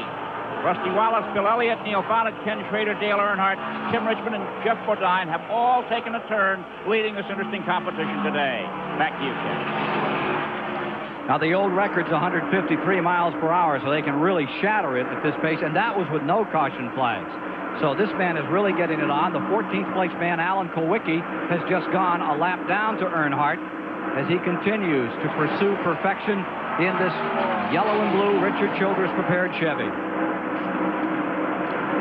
Trying to put another man a lap down, and for the moment they're holding him up just a tad. Not much though. That's Schrader in the number 90, running in 13th. Earnhardt's car continues to just work beautifully. Whatever part of the racetrack he wants to drive it on, Ken, he's able to take it. If he needs to go inside or outside, wherever he needs to go, the car's working for him. Ned, let's bring us up to date. Well, that was the halfway mark at 113 of 200 laps complete, which is where we're at. Earnhardt is first, Rusty Wallace second, Tim Richmond now third, Kyle Petty fourth, Davey Allison fifth, Rick Wilson sixth, Phil Parsons in seventh, Bobby Hillen is eighth, Bill Elliott has dropped from second back to ninth, Richard Petty is in 10th, Morgan Shepherd is 11th, Buddy Baker 12th, Ken Schrader 13th, Alan Kulwicki 14th, Benny Parsons has just pitted, and as he does, Ricky Rudd moves into 15th, up into 16th goes Lake Speed, to 17th Bodine, and 18th Waltrip. And you mentioned that Benny Parsons is in the pits. He is taking on left side tires, and Phil Parsons, who was up in, seventh position, had made a pit stop not too long ago as well. 13 cars remain in the lead lap, but they won't stay there long, with Earnhardt continuing to lawnmower the rest of the field. There's the first place car, and there's Baker in the 88 car in 12th. He's about to go a lap down. Once that Dale Earnhardt is about as hard-bitted as any racer you could ever find. Once he gets the bit in his jaw, he's gone, and you can't hold him back. He is a hard charger, no question about it. Now, there's the interval.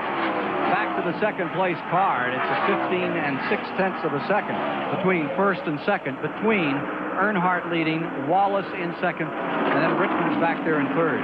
That's a little over a third of a lap. It takes about 43 seconds to go around this track, and so almost 16 seconds, so that's a pretty good lead.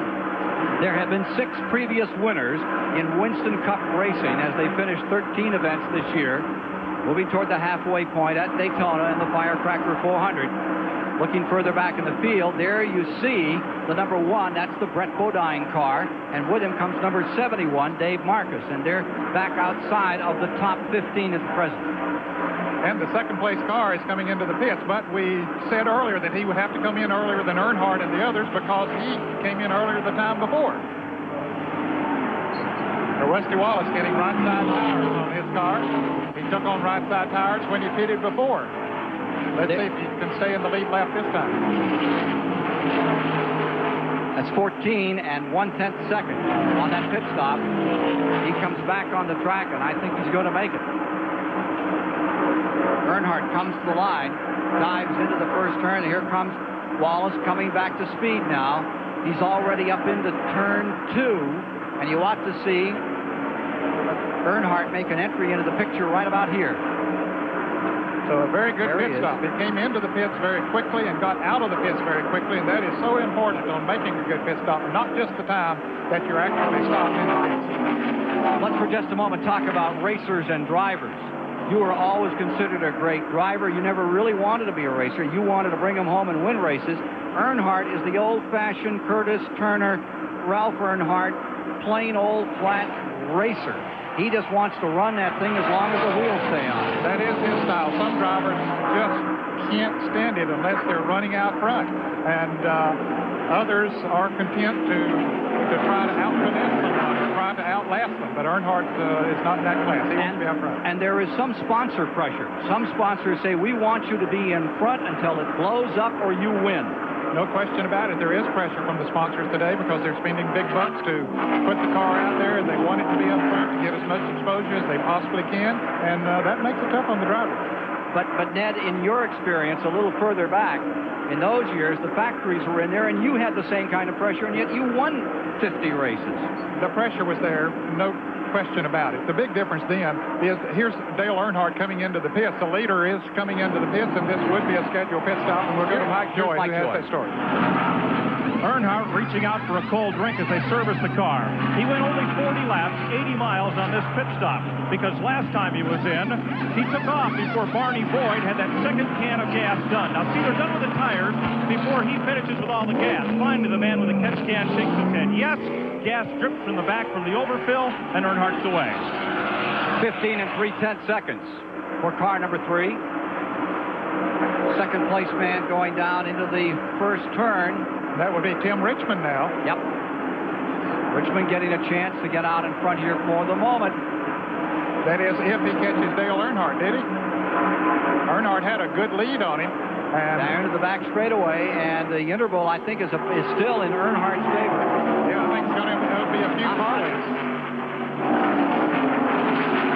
It's less than a second. It's about half a second between first and second. So that was a very good pit stop by Dale Earnhardt, and again, getting his speed back up very quickly enabled him to stay out front because he had a big lead.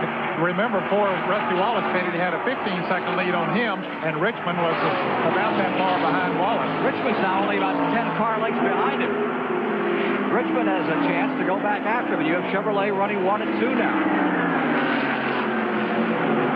Of course, he'll have a pit stop coming up before too long. Let's see what he can do with him. You think he'll try him here a little? His tires are down. Well, Earnhardt took on left side tires that time, which is probably pretty good strategy because the left side tires do a lot of holding here on this racetrack, and fresh tires normally will run faster than heated up tires, so I think Earnhardt will maintain the distance. Well, the guy I picked to win this race today was Davey Allison. He's in third, and he's right behind Richmond. In fact, he's making a move down the inside to go for second place. Davey Allison, who has won 2 races in his rookie year.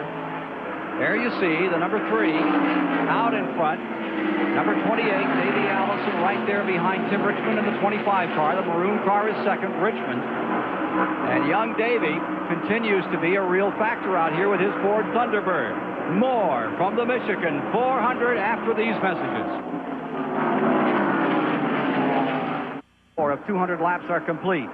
Dale Earnhardt is in front, and we could have a lead change developing here. Jim Richmond moving up on the inside. A surprise with Earnhardt with the new left side tires, but Richmond making a move. Crowd is up and cheering as Tim Richmond, stretching for 3 in a row, lengthens that car out a little and pushes the nose into first place. On the outside, here comes Earnhardt back, and they match each other into turn 2. Earnhardt pulls out around. Richmond settles back in second place, and Davey Allison right there in third. This is the battle for the lead. Sometimes when you get those tires, they don't work out quite like you might have hoped. No, they don't, and that is a surprise because the left side tires normally make it stick a little better down on the inside of the track, but Earnhardt's car does not look like it's sticking as well down there as it did earlier. Tim Richmond makes another challenge on the inside. Richmond says, me and Sugar Ray Leonard, we ought to have a talk. I'm no fighter, but I think I sure know how to make a comeback. Here he is going out into first place, and back comes Earnhardt. No respect for a comeback on this man on the outside. Earnhardt works him over, takes it right to the wall, and goes back into first. And Allison pulls up. Young Davey Allison, 3-car dice for first place, going to turn 3. Give it to Richmond. High side. Earnhardt working out. Incredible races, inches apart. Back to the inside comes Earnhardt as he faked the outside through the dummy, then comes down low. Here they are going to turn 1. The crowd on their feet all the way around. Record crowd here today in Michigan, biggest in history, watching this tremendous battle as Tim Richmond, literally back from the dead in December. It was a matter of hours at some time as his family worried, and now here he is.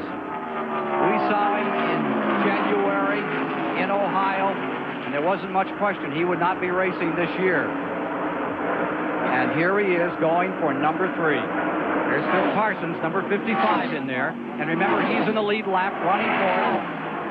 Bill Elliott's gone back to the garage. Elliott retires number 9. It's over. He will not win 4 in a row. Davey Allison pits 28. Third place car is on pit road. The changes taking place as the race shows 128 complete. Allison changing rubber, trying to get it back out here. Here's Earnhardt back under Richmond for the lead. Richmond tries to shove him down the track a little. Puts the inside shoulder to him. And here comes Parsons. Remember that... Yeah, Parsons had made a pit stop, Ken, so he's trying to get he's trying to get back in the lead lap. And his 12th. Just briefly, they had him up. Ooh. Makes a wild move there coming down the main straightaways. He shoots for the inside. One thing Dale Earnhardt and Tim Richmond will do is give the fans their money's worth. Hole in the middle. Parsons takes a look, says, thank you, I just as soon wait. He don't mind mixing it up with them either. Now, Richmond has a pit stop to make here before too long. Buddy Baker brings his car in for a pit stop. Jeff Bodine was in here just a few moments ago. So, green flag pit stops. Now, that's the other car from the Bodine family. That's the number 1 car, Brett Bodine, Hoss Ellington's car in trouble. He coasted into the pits on his pit stop. Apparently, he was out of gas, and here comes Tim Richmond into the pits. We knew that he'd be coming in before too long. Let's go to Dave Despain. Tim Richmond went 48 laps on his last tank of fuel, 48 on this one as well. It is a scheduled stop and a routine stop as they go to the left side tires. They're changing left side only on Richmond. He gets a drink. They clean the windshield. Again, the wait will likely be for the gas. Indeed, the tires are on. They're waiting to make sure they've got every drop of fuel in. Henry Benfield jerks that final gas can away, and Richmond is down pit road quickly. A good, clean stop. And notice the number 88 directly behind. That was 14 and 9/10 seconds. Baker in the 88 couldn't get his car to fire, and his crew pushed him about 75 feet before it finally flared up and went back into business. Here comes Kyle Petty and Terry Labonte into the pits. Of course, Labonte several laps down. Dale Jarrett brings the Freelander car in, and Kenny Schrader apparently was out of gas as well. They're pushing his car down pit road as Kyle Petty gets left side tires. Richard Petty is pitted, and he's back in the race. Earnhart has a breather for a moment, but what we have learned is that this man, the number 25, can run with this man in the blue and yellow number 3. He just needs an opportunity to get up there with him. Now, Phil Parsons has unlapped himself.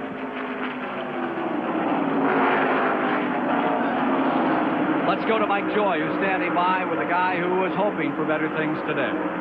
Well, he's been to victory lane the last 3 years in a row in this race, Ken, but here he's in the garage. Bill, what finally let go? Well, I think it ended up breaking a valve spring first, and it ended up quitting. I really don't know what the circumstance was, but the car really was working good, and I felt like I had a good shot at Earnhardt, but yet, if you can't finish, you ain't going to win. It'll be tough in the points, too, falling out here.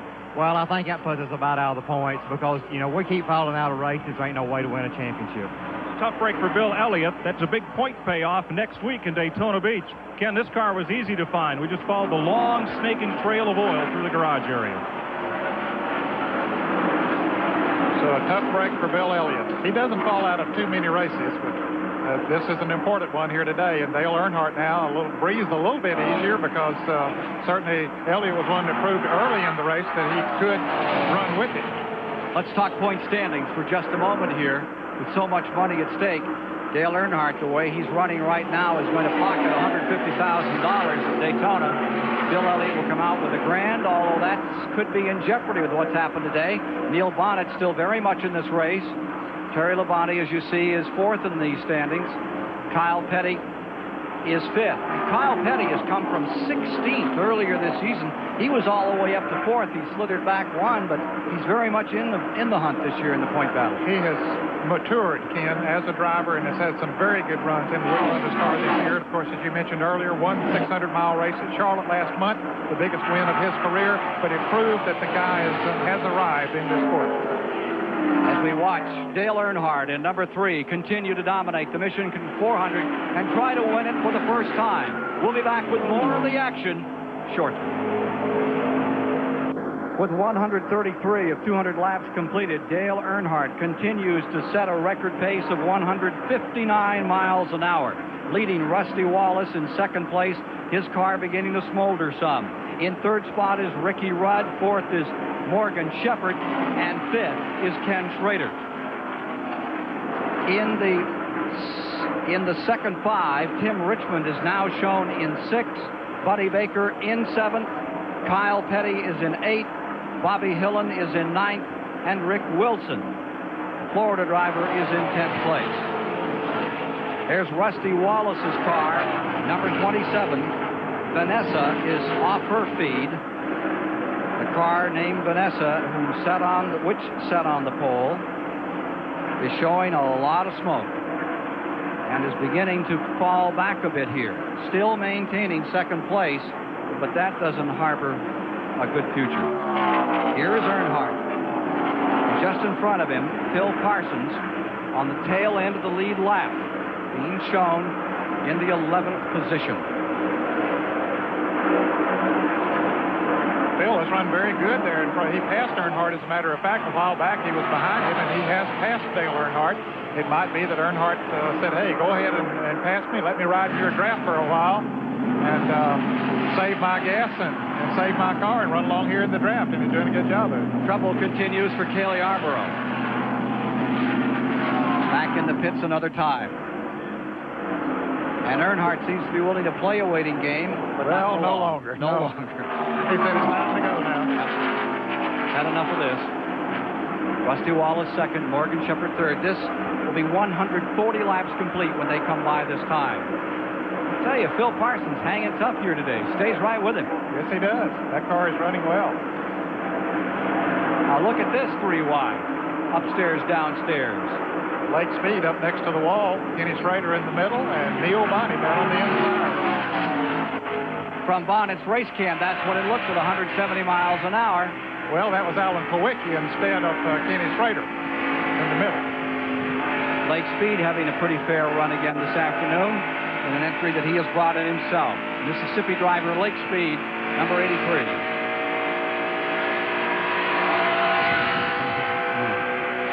All right, there you see. Well, there's someone not taking any chances today.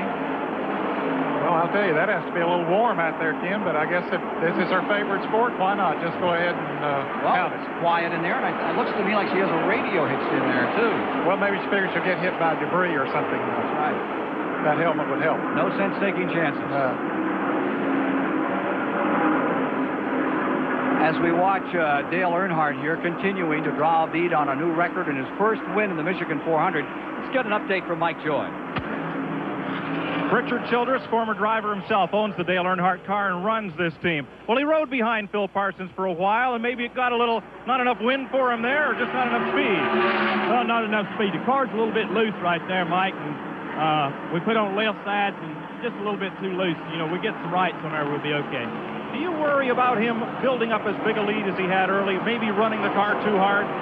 No, you know, we felt the car would stand it, you know, if we could ever get out front. And if you asked him to back off, would he just laugh at you? No, I didn't ask him to back off. He'd say, if you did. No, we wouldn't. We wouldn't back off. We just got to try to keep our chassis right now, get it back like it was. Well, Lou LaRosa builds the engines for this car, and they're set to run just as hard as they will go for the full 400 miles. It's always go or blow with car number 3 with Earnhardt there. You stand on it, and you'll run it just as hard as that car can be run. Now take a look at Neil Bonnet here in car number 75 as he tries to move inside Lake Speed in the 83. They're having a good battle there. Of course, we mentioned earlier that Neil Bonnet is in third place in the point standings. He hasn't had as good a run here today, Ken, as he had hoped to. He qualified way back in the field, but he did lead a lap during that only caution that we had. He alertly stayed out there and led a lap, got 5 bonus points. 15th position being wagered for right here. We'll return with more live coverage of the Michigan 400 after this word from your local station. We have a crack in it here on car number 3. He's running side by side with Morgan Shepherd and Vanessa, the number 27 car. Barry Dr. Cruchenbauer names his car. Vanessa definitely has ideas about number 3. As you check the interval here, back to the number 27 car, it's about 3 2/10 of a second between Rusty Wallace in second spot and this car number 3. And notice that Morgan is able to stay up there at his own clip. Earnhardt is definitely not running the pace he was running earlier, and as Richard Childress, the car owner, said, it's not handling as well in the turns as it did. Phil Parsons made a pit stop while we were on the commercial break in, and he's back in the pits now. He never got his car up to speed after going back on the track, so a tough break for Phil Parsons. He was in 13 and 1/10 seconds. He's back on pit road another time now, so that will discount any chance he has of registering a good finish. When we went away for the commercial, Rusty Wallace was just, as you said, a little over 3 seconds behind Dale Earnhardt. He's less than 2 seconds now, so he is definitely gaining on him. And Earnhardt is willing to use Morgan Shepherd as part of a 2-car draft to foil the efforts of Rusty Wallace to get back in this race. Now there you see the number 3 of Earnhardt, still seeking that first win in the Michigan 400, leading in the Winston Cup points, right flush against the wall. And we'll check the interval back to the second place car. 2 and 1/10 of a second. So it continues to be trimmed between first and second. And something's out of sync in the chassis setup on car number 3. Now notice he dives way down to the bottom, trying to find a place to run down there, and he leaves Morgan high and dry on the outside. And Rusty Wallace, even though he has some smoke coming from his car, apparently is not affecting the speed on his Pontiac, but he is definitely picking up on Earnhardt, and their pit stops, which were out of sync for a while, are closer in sync now because Earnhardt stopped not too long after Rusty Wallace did the last time. Each of them will have to stop at least one more time. That last pit stop, there is caution on the track.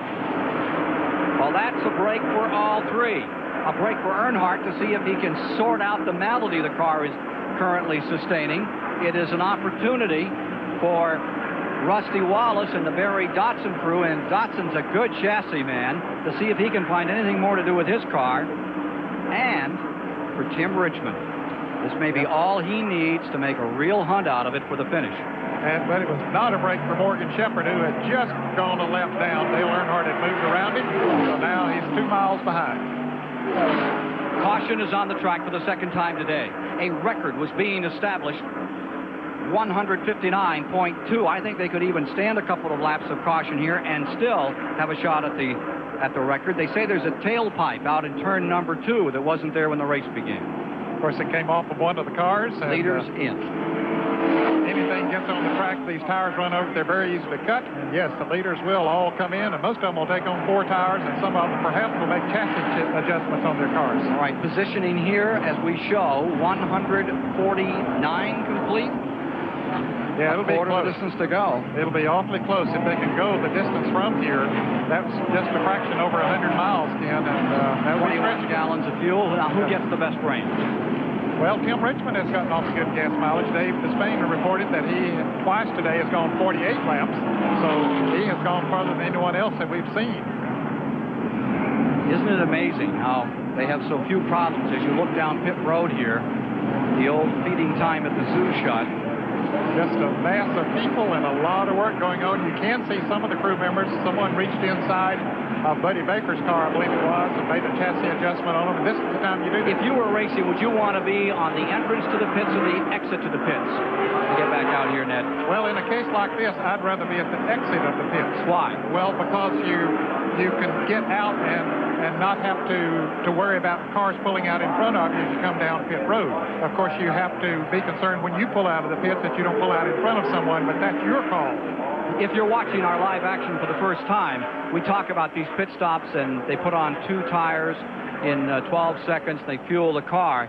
It's not only the stop on pit road, but it's also the going in and getting out that is crucial. Especially during green flag pit stops, it is very crucial at that time. Aerodynamics have become critically important in NASCAR racing, and this season the Ford Thunderbird has been significantly improved. Mike Joy shows us how. Ford has completely reskinned the Thunderbird for 1987. Its aggressive-looking new beak is the talk of the garage area. But in the wind tunnel, this made hardly any difference in drag. The big news is at the rear of the car, where T-Bird buyers wanted more trunk room. And look at the difference between this and last year's car. For the racer, it means the location of this rear spoiler is now 1 inch further back and 2 inches higher. It gets much cleaner, freer air than last year's car. And that's what's keeping these birds bolted to the ground at speeds over 200 miles an hour. And next year, Oldsmobile brought this 1988 Cutlass to the track Friday for NASCAR to look at and hopefully approve the body style and aero additions for 1988 competition. As you see, Cale Yarborough being pushed back here. He overshot his pit, I believe, and he's down some and has been all afternoon, the six-time winner. Dave Gerard of Oldsmobile brought that car out for NASCAR to see. They only kept it here an hour, and they would not keep it here for us today. That's the new Cutlass Supreme. You're getting a sneak preview, as they say in the magazine business, of the look of 88. Gerard, the next day, brought a Duesenberg out here, one of the old boat-tail Duesenbergs, you know, with a very sleek speedster tail on it. Richard Petty walked by it and said, you know, if they could run that thing backwards, they might have a car. It did have a very pointed rear end, and it certainly would have split the wind open. We're still under caution. Second caution of the day at the Michigan 400. Glad you're aboard. The Greater Hartford Open. Cannon Greater Hartford Open coming up. Pat Summerall, Ken Venturi standing by to greet you as soon as this one is over. One lap, and they're going to be racing here this afternoon. And as they prepare for the restart, after everyone had a wholesale opportunity to change whatever they needed on pit road, for everyone, we're ready to go again. And they'll line up this way. A couple of cars came in before you give that. Dale Jarrett and Richard Petty have come in to cap their tanks off, hoping that they can go the distance from here, and they only have 48 laps to go. You're with Richard Petty as he comes down pit road, moves by Cale Yarborough. Rick Wilson has also come in to top his tank. Smart move on their part. Very definitely. Dale Earnhardt in first, Rusty Wallace in second, Tim Richmond in third. And in the fourth place should be Kyle Petty and Davey Allison sitting there in the fifth position. Those cars are all in the lead lap. They've had time. They put on 4 new tires. They took on a full tank of fuel and made some adjustments on their cars. They should be ready to go at it. Getting ready on a restart here. Everybody has to get prepared for these races. The drivers certainly do, and put on all kinds of equipment, and they're always worried about debris and parts and all the hazards of motorsport. There's Bob Wishney, our cameraman, up at turn 4. They run just about 3 feet away from Bob all afternoon. Here's Mike Joy with a late update. Mike? Richard Childress, 50 laps on 1 tank of gas. Can you make it? It's going to be really tight. You know, we've been going, we figure around 48, but we'll just have to wait and see, you know. To see what kind of position we're in at that time. I think that means it's a coin flip or maybe a crapshoot. They had a big huddle here. Should they pit him with 1 lap to go? They decided to gamble and go for it. It's developing into another Michigan dramatic finish, as we've had so many times. The field coming down, completing 153 laps this time by. We're showing 8 cars in the lead lap again, and Richard Petty is one of those cars. He's the only one that came back in and topped off the fuel. I beg your pardon, Rick Wilson. Rick Wilson did as well. 2 drivers that should be able to definitely go the distance. On the break, Earnhardt skedaddles. Rusty Wallace staying with him. Richard Petty bears down. Now, Petty may play an interesting game here. I don't know how hard he'll want to run. He may want to play a conservation role here, figuring these guys will blow it out and have to pit again and leave him in a position to win his 200 first. Petty's strategy, and I'm sure Dale Inman was in on that one, was key. Here he is under Bobby Hillen in the number 8 car. Well, apparently he's going to try to go on to the front. And of course, he's back there in a position to do a lot of drafting, and that will save a little bit of fuel. To the oil-stained windshield of car number 43, you're riding with the greatest stock car driver in the history of the game. 2 ribs broken right out there in the middle of things, fighting his way through. Petty has made a move with a piece of strategy that might give him number 201 this afternoon, the 7-time champion. Looks at Bobby Hillen, who just cut back in front of him. They move around Greg Saxon, the 75, in that 5-degree bank straightaway. Battle for second. Rusty Wallace puts the Pontiac there. Tim Richmond in third. Oh, on the Wallace Shepard. He got a little high coming off of that turn and straightened the wall. What a great save. Had he not collected that car, he'd have wiped out about 10 automobiles. Oh, that is pressure and then some. Heart Attack City was right there in turn 4 for just a moment. Back straightaway. Earnhardt deployed in first, maintaining second. For the moment, looks like Wallace. Here they come. Now that's the Baker car, a lap down. And there is some separation between that leader and the second and third place mans. Check in on Neil Bonnett's car here. Boy, it looks like a land rush. But Ken, the Tim Richmond car is not running quite as well as he did a little bit earlier. Kyle Petty has moved around him now. He's dropped to fourth. To third now. Kyle clipping another spot into third, and Morgan Shepherd is pitting after that hair-raising moment up in turn 4. Well, he overshot his pit. He may have cut a brake. Might have. He couldn't stop or didn't stop. He may have cut a brake fly. Morgan Shepherd came in, couldn't stop, and right back out again. Number 3, Earnhardt in first. And look at this gaggle of automobiles. There's Rick Wilson down on the inside of that yellow car. Rusty Wallace. And there's Richard Petty looking back at this collection. He's in a position right now that he doesn't want to be in. He's got Rick Wilson down on the inside of him, and that is definitely holding him up. The lead pack of cars is able to pull away while they race side by side, Ken. Well, the one thing you don't want to do is use it all up here, and I'm speaking about fuel on the Earnhardt car. He's out in front and would like someone, I would think, to draft it if he could find a lap car to try to conserve a little. But it'll be a while before he'll get a lap car. Here's Morgan Shepherd coming back into the pit, so this is a very costly situation for him. He was running in 9th place, 1 lap behind the lead. Gears down. And I don't think he has any brakes. Well, not good brakes, apparently. He slowed it some, but he was not able to stop on the money there when he came into the pits. He may take the penalty.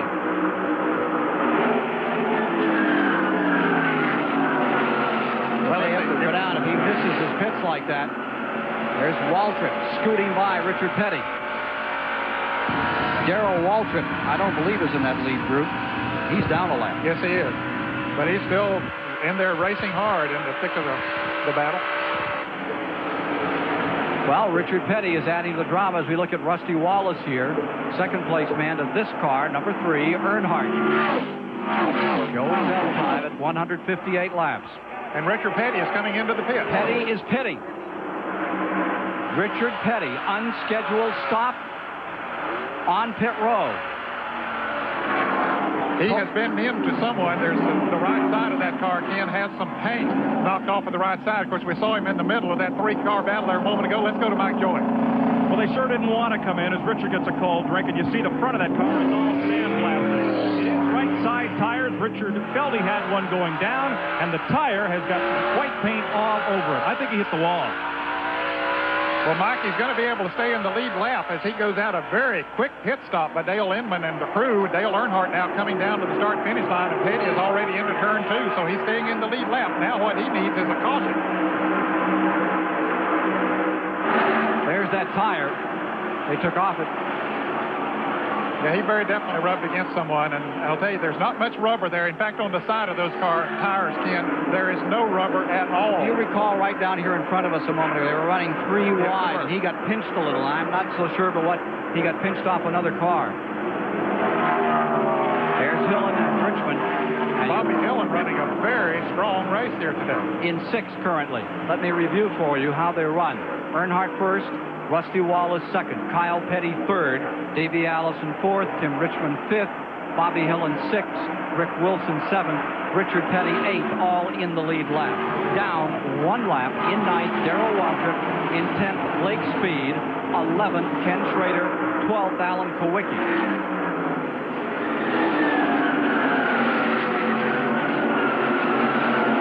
There's the Richmond car, and Hillen comes after it. I don't think Richmond's car is working as well as it did earlier, Ken, before he made this pit stop. And sometimes you put on a new set of tires, and when they run them a few laps, one tire might grow a little more than others. Richard Petty coming back into the pit, and that'll throw this what they call the stagger off. And if the tire does grow, well, it can make the car not handle as well. And here's Richard Petty once again, and this time it looks like they'll change left side tires on his car. Tough break here for Richard Petty, having to make 2 pit stops. He does go a lap down now. It's a very quick pit stop for him, but he is 1 lap down. It leaves 7 cars in the lead lap to decide our live coverage of the Michigan 400. And for Richard Petty, the afternoon all of a sudden grows much longer. Leader Earnhardt trying to draw a lead on his first victory on this track. The consensus is he will have to pit again. The second place man, Rusty Wallace, presumably he'll have to come back in another time. The question, Davey Allison running third, Kyle Petty in fourth, Tim Richmond fifth, Bobby Hillin sixth, as to who will decide it, or Rick Wilson in seventh. Caution has trouble now. Caution has just come out on the speedway for Alan Kowicki, who will join this group. And our Quaker State resume, out of the race, Cope, Bailey, Mike Waltrip, Buddy Arrington, Butch Miller, Paul, and as we look now, Alan Kowicki's number 7, apparently unhinged an engine in turn 3 and is being rolled back to the garage area. Other cars out of the race, Bill Elliott seeking his 4th win, Connie Saylor, Cale Yarborough after his 7th today. The leaders all pitting, and the question about fuel is no longer an issue. Let's go to the pits and hear what's going on among these lead cars. Well, the pit crews can take a sigh of relief now. The way it was until this yellow came out, everyone would have had to make a quick pit stop for a splash of gasoline. The last time by, there was a 1.35-second interval between Dale Earnhardt and Rusty Wallace, and the pit crew can erase that if they make a little goof up. But now they're getting enough fuel to go to the end, and for all practical purposes, the pitmen are finished. It's now up to the drivers. Before this yellow, it was up to the pit crew. Back to you, Jim. Chris Economaki with his views through the three-quarter mark of the race. And as we take a look at the Quaker State summary, we've had 8 leaders, 14 lead changes, and the average speed is at 155.487 miles per hour, still a record. And 2 caution periods in the race, total of 7 laps. We're in our 3rd caution at the present time. Car number 3, Earnhardt pitted, no tires, just gas, and came back on the track. We can take a look at what happened to Kowicki from Neil Bonnet's viewpoint. As he comes up on Kowicki, as they go into the 3rd turn, you can see the smoke out ahead, and so he moves to the inside. A very good move by him. You see Jeff Bodine in car number 5 move to the inside as well, and Kowicki had already got down out of the way of the oncoming traffic. So Alan Kowicki gives the opportunity to the drivers in the lead lap to get on pit road, fuel their cars, and they'll have a clean shot at the checkered flag. Yes, they can definitely run the rest of the way from here as far as fuel is concerned. As you say, that question goes out the window. Richard Petty coming back into the pits once again for an adjustment by Dale Inman or the rest of the crew that go inside the car to make an adjustment on the car. Several other cars. Benny Parsons getting left side tires now too. The Alan Kowicki car, he brought it down pit road, Ken, and he's sitting on pit road. Now, it looked like the engine blew. A lot of smoke came from it. He's out of the car, so apparently it did. He just brought it down there instead of taking it to the garage. Here's Richard Petty coming back out again, now showing a lap down. At issue is Tim Richmond, and if they're able to make any adjustments on his car at that point when they came in, remember that he was falling back some. I would say that Tim Richmond was glad to see this caution because his car was not working as well as it did earlier, so he'll get on a different set of tires now, and that should help him. Alan Kowicki pulled down pit road to give himself another lap credit here. Richard Petty and Bobby Allison, member of Racing's Elite, have been influential in their sons' careers. Kyle and Davey have taken different routes, but both have been successful. Growing up, about the best way to get into the Winston Cup Series was to work hard and work from the bottom and work your way up. And so that's what I did. I started in the limited sportsman division, worked my way up to the Grand American Series, and then on into All-Pro, Charlotte Daytona Dash, ARCA, and Busch Grand National before I ever ran a Winston Cup race. I started running Winston Cup cars. I didn't come up through the other ranks. I started right. In fact, the second race I ever run was at Michigan. So, I started from there and came right into this stuff. The story's been told before how he went to Daytona in his very first race and won an Automobile Racing Club of America event. And things certainly looked very rosy, and it looked like it was going to be a Cinderella story. But the wheel fell off the wagon right after that, and it was a long time before he won in Richmond, Virginia, in a race in which he was really blessed. The leaders all crashing as Dale Earnhardt and Darrell Waltrip got together. 2 or 3 others got collected in that incident, gave him a win. Davey Allison, on the other hand, he's been coming up through all the short tracks, fighting his way to the very top. Mike Joy has another a Rookie of the Year last year with him right now, who's made a good race of it this afternoon. Mike?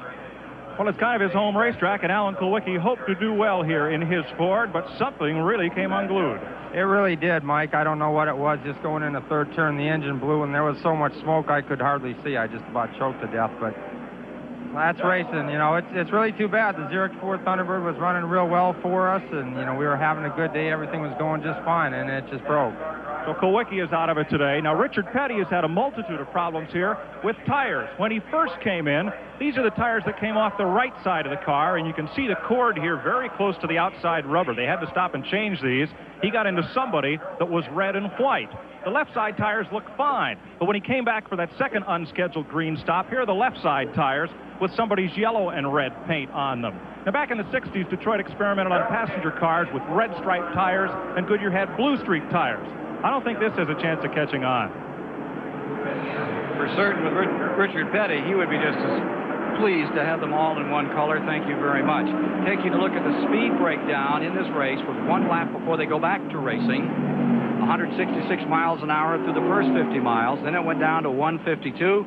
And then, as we came to the halfway point, we had ourselves a new record. Looked for sure like we were on the way at 300 miles. We'll just have to wait and see if David Pearson's mark from 1973 will be eclipsed. He did that one on an unstopped day. And David Pearson has never announced his retirement, Ken, but he hasn't driven in more than a year now. You know what I miss more than anything? Were those wonderful moments on pit road when Leonard Wood would get the car ready all those years, and they always qualified on the pole, and David would go high. And poor Leonard Wood would be all nervous and concerned and have no idea where his driver was. David knew exactly when he was going to run, but he'd lead Leonard along for a long time. They still kid about that. David Pearson holds one of the most enviable records here at Michigan from 72 to 76 in NASCAR and IROC events. He won 8 races and 11 starts. If you're watching today, wish you were here. Ready for restart. Earnhardt looking to win for the first time. See Schrader deployed down underneath him. Car number 90. The man in second place as they get ready for a start will be Bobby Hillen. And for the fans that might not know, the reason that Schrader and the other cars are able to come on the inside, that is a NASCAR rule that if they're 1 or more laps down, that they can pull up on the inside, and the green flag waves. Third is Kyle Petty. Fourth is Rick Wilson. Fifth, Rusty Wallace. Sixth, Davey Allison. Seventh, Tim Richmond as they go back under green.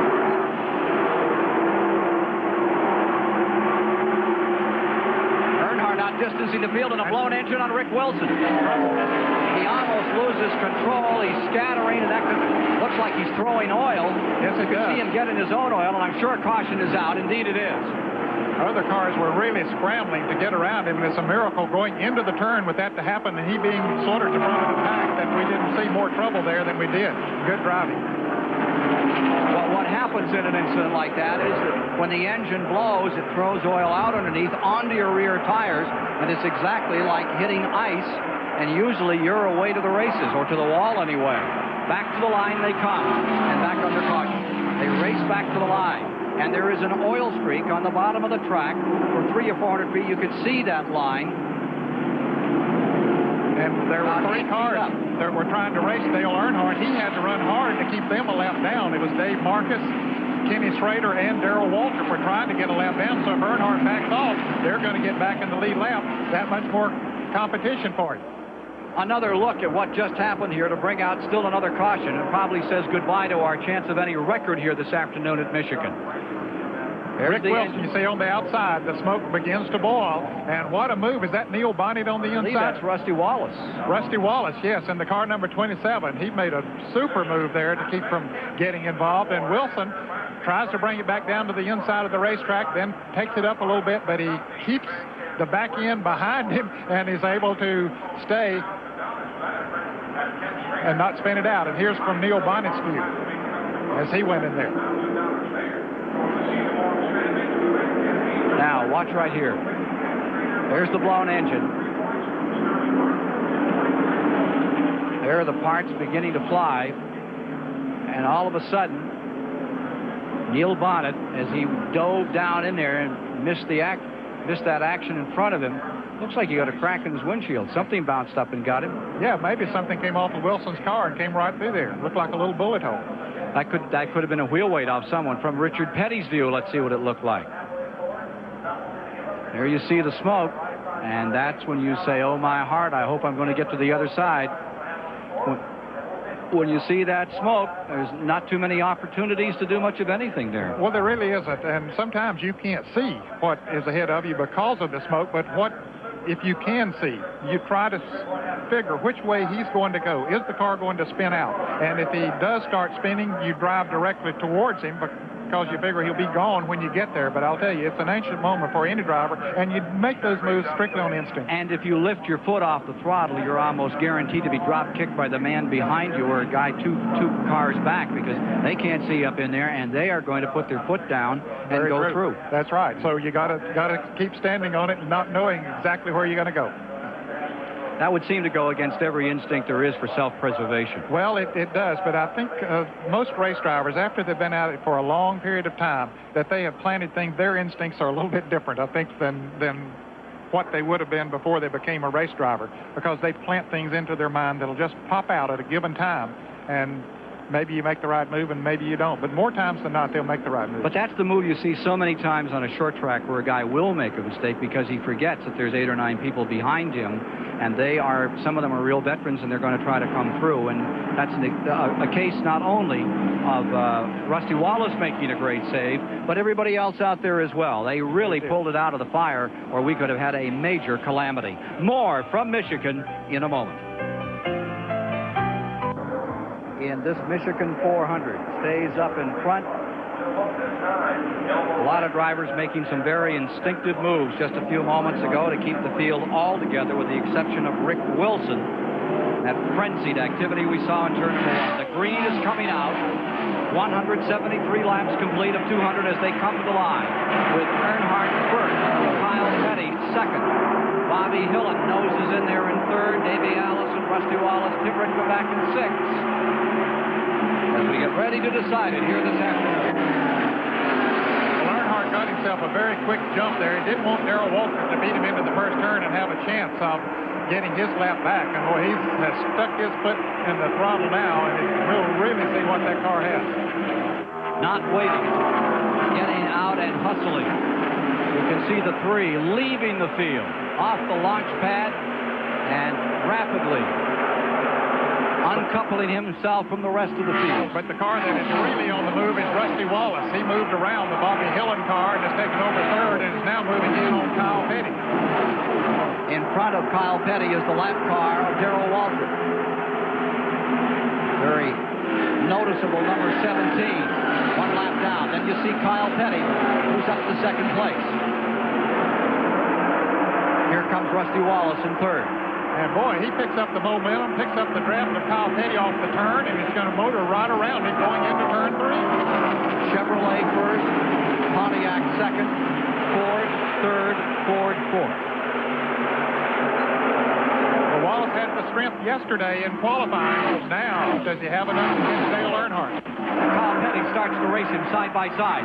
Kyle on the inside going back for second spot. And that gives Earnhardt the opportunity to pull out another 50 or 60 feet. When you see side-by-side racing on a super speedway, that gives the other fellows who are running single file a definite advantage. Back straightaway. A bold move by Kyle Petty as he tries to get back into the content for second position on Rusty Wallace.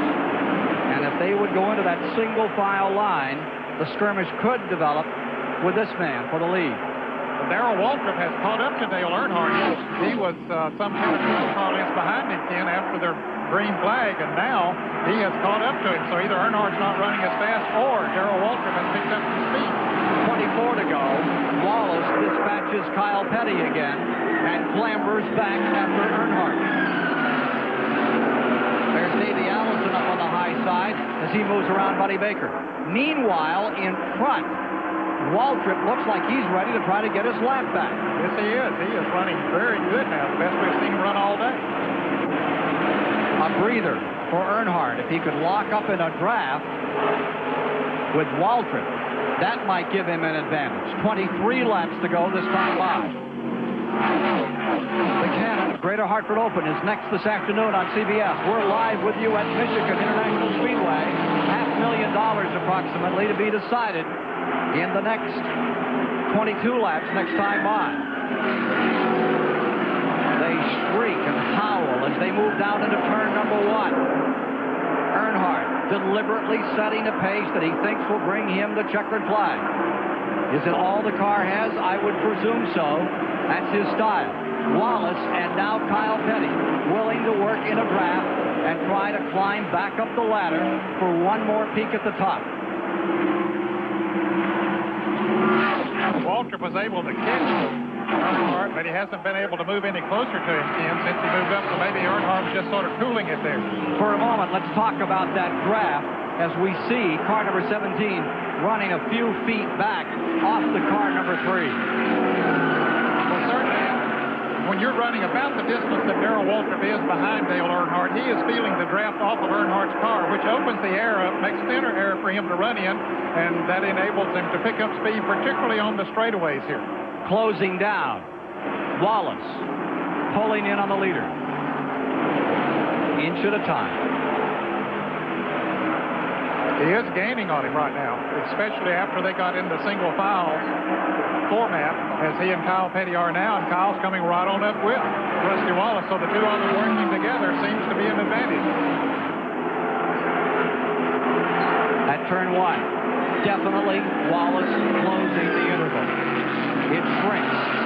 Smoke billowing out from the back of old Vanessa, car number 27. Raymond Beadle, the car owner, of course, a great world champion of drag racing. Look at this two-car draft. Bobby Hillin in the 8 and the 28 running 4th and 5th. Bobby Hillin, Davey Allison down the back straightaway. So there's 3 events, 2 cars each here. Here's Earnhardt back to the line. Still being very cozy with Waltrip. That's a good buffer for him to have between the second and third place cars. Kyle Petty, who is third, and Rusty Wallace in second place. Davey Allison did move around Bobby Hillin Jr. for the 4th position, but Hillin now has passed him back. Getting down for a finish, and we'll be back to bring you the entire finish. Car number 27, Wallace, is being black flagged. More on that story in a moment.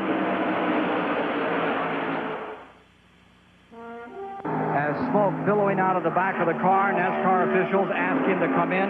It looks like the rear end may be going, and I would presume somebody must have been on their radio saying that they're getting covered up by car number 27. Unfortunate for Wallace.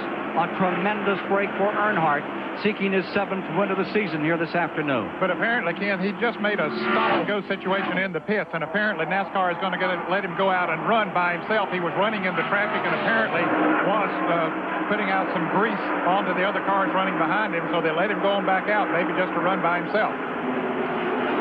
Fearing that if something should happen, that those other leaders would be in trouble directly behind him. Here's Davey Allison, who now finds himself up into the 4th position. Let's review the top positions for you.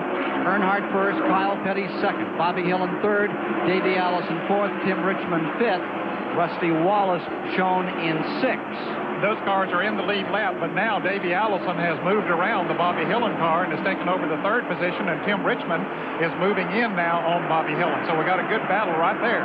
183 laps complete. Sorry, Ned. 183 down. 184 as they cross the stripe.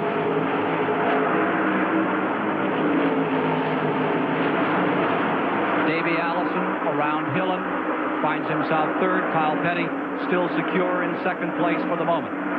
There's Davey Allison. Here's Dave Despaigne.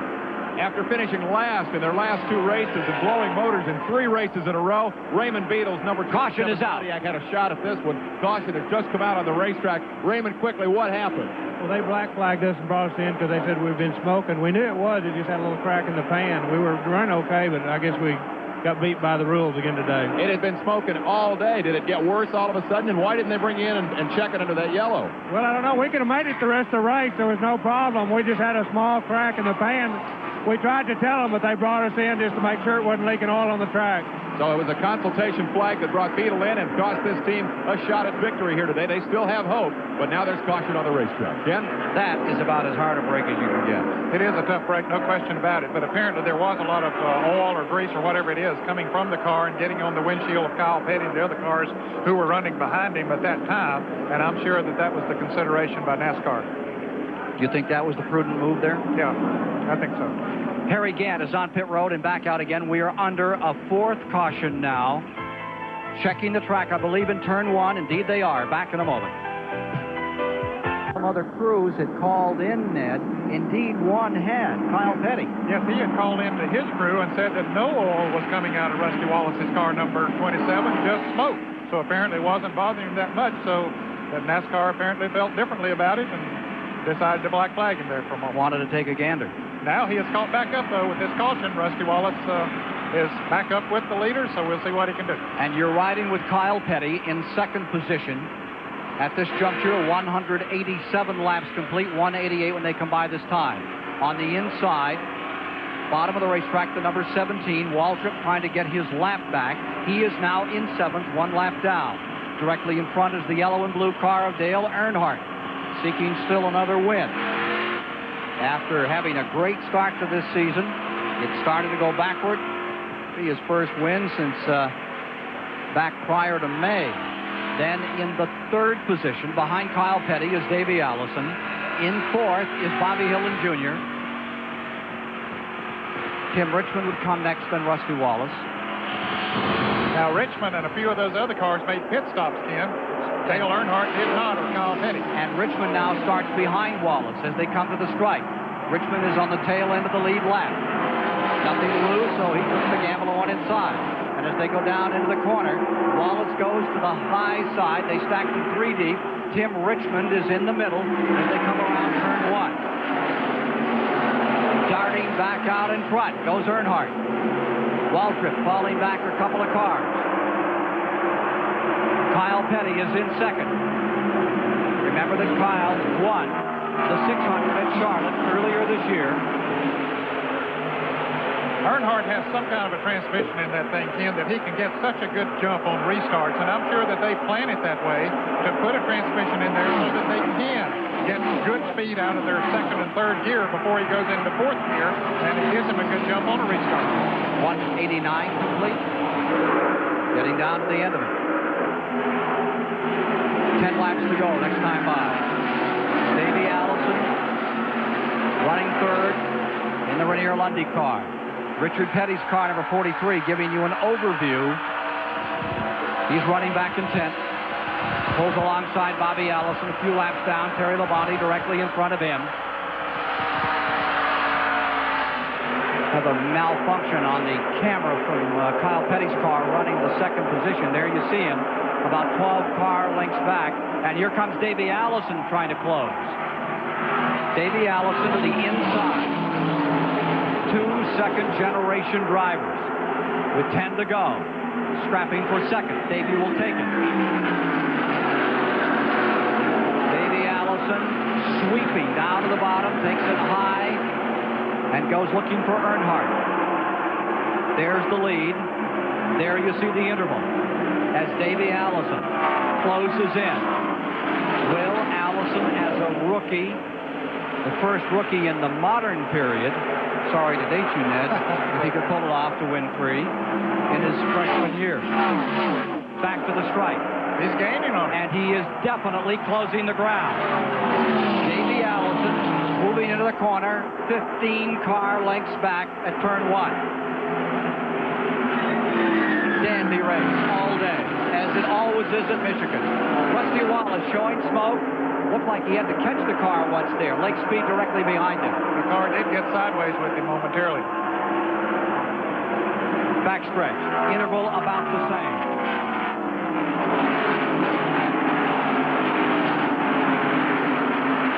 Laps trickling away.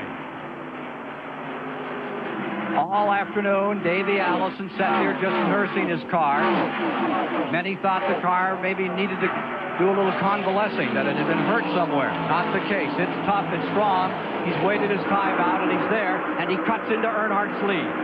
Jim, he seems to be holding his own through turns 1 and 2, where they are right now. We see more smoke coming from Rusty Wallace, but in turns 3 and 4, he definitely gains on Earnhardt, especially coming off of turn 4. Watch him this time as he goes down the backstretch, approaching turn 3.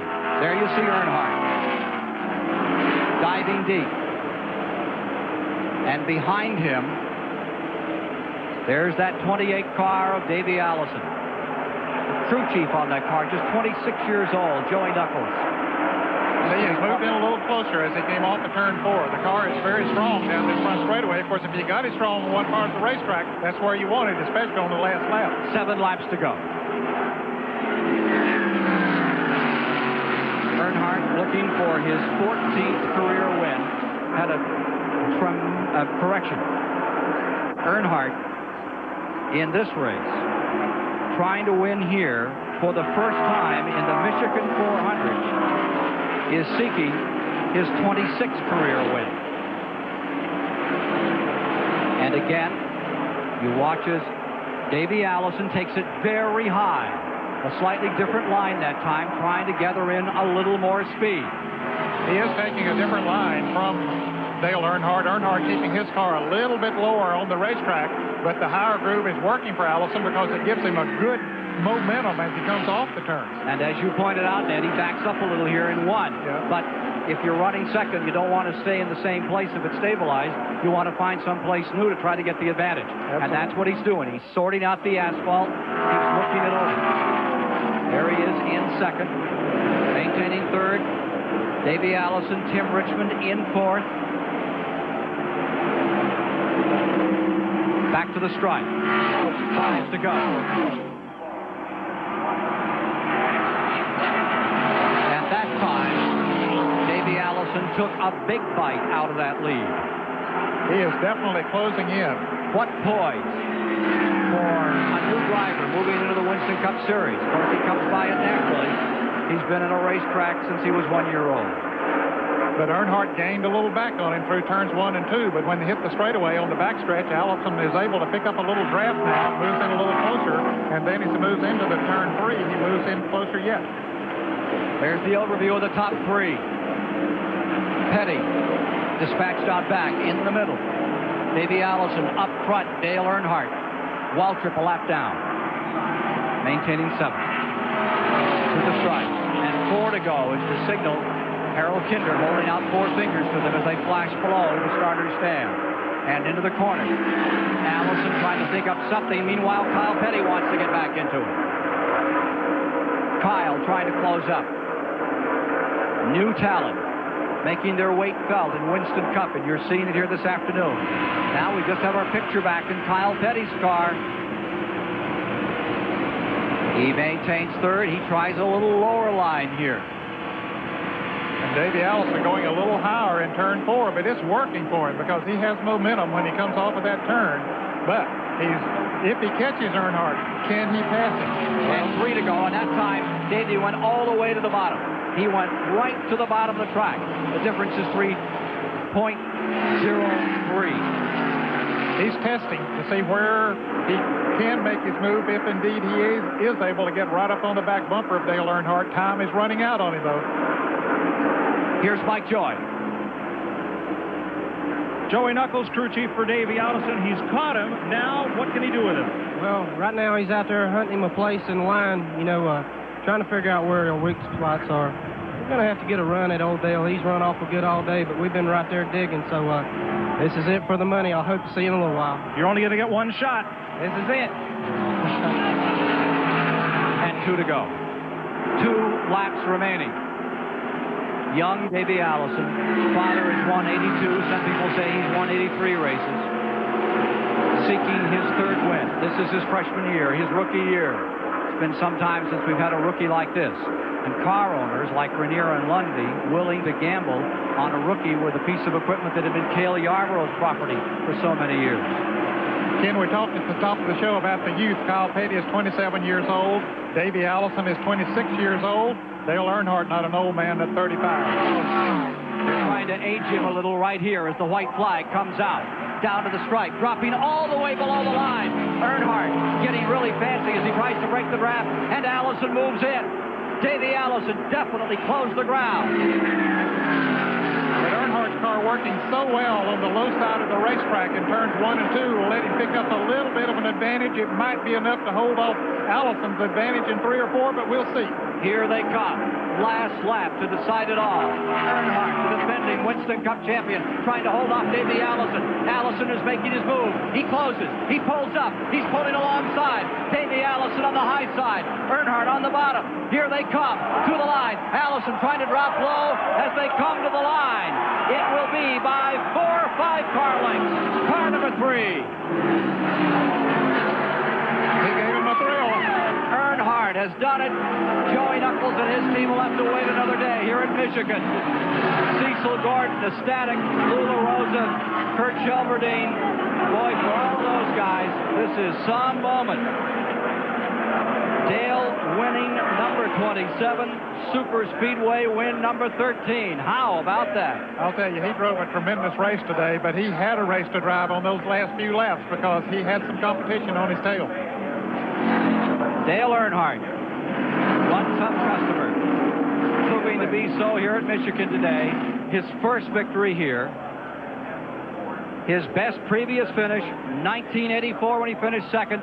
Let's go down to Mike Joy with that second place team. Joey, you guys were jumping almost as if you'd won this race, but not quite. A super run for you folks today. Well, we had a couple unscheduled stops here. Our first caution flag stop, we left out of here and we had an equalized tire, and then we run over something when Rick Wilson blew his engine down there. So we had to come back in. So it was catch up all day long. We practiced good here, and this is Davey's first run, of course, here in a Winston Cup car, and I'm just so tickled for him and the car owners, the people at Texaco, and my whole crew here. Man, they really fight hard. You're going to hear a lot from us in the future. Well, you guys were waving and cheering at him afterwards. Congratulations on a good run today. Thank you. We'll be back. Winner pulling in to victory lane. Dale Earnhardt has done it again for this fine Richard Childress team. We'll be down there to talk with him in just a moment. Well, he gave it a great run today, Ned. No question about it.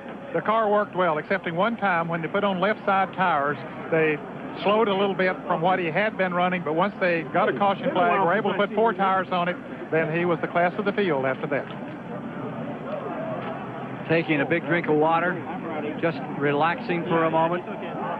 Wipe off some of the grime, all that tire and grease and he has had dust. a tremendous year this year on the circuit. Of course, he leads the point standings and, of course, is assured of that $150,000 bonus that Winston will pay next week after the race at Daytona. No, she's not here. Kyle Petty may move back into 4th on the effort he put out today. We'll have to wait and see the total tabulated points. Victory Lane, the assembly beginning to gather there for the awards program to the number 3 for the 7th time this year, coming home victorious. It's Dale Earnhardt's day. The man who has won some $5,600,000 has just added a fair-sized bundle as he steps out. Here's Chris Economaki.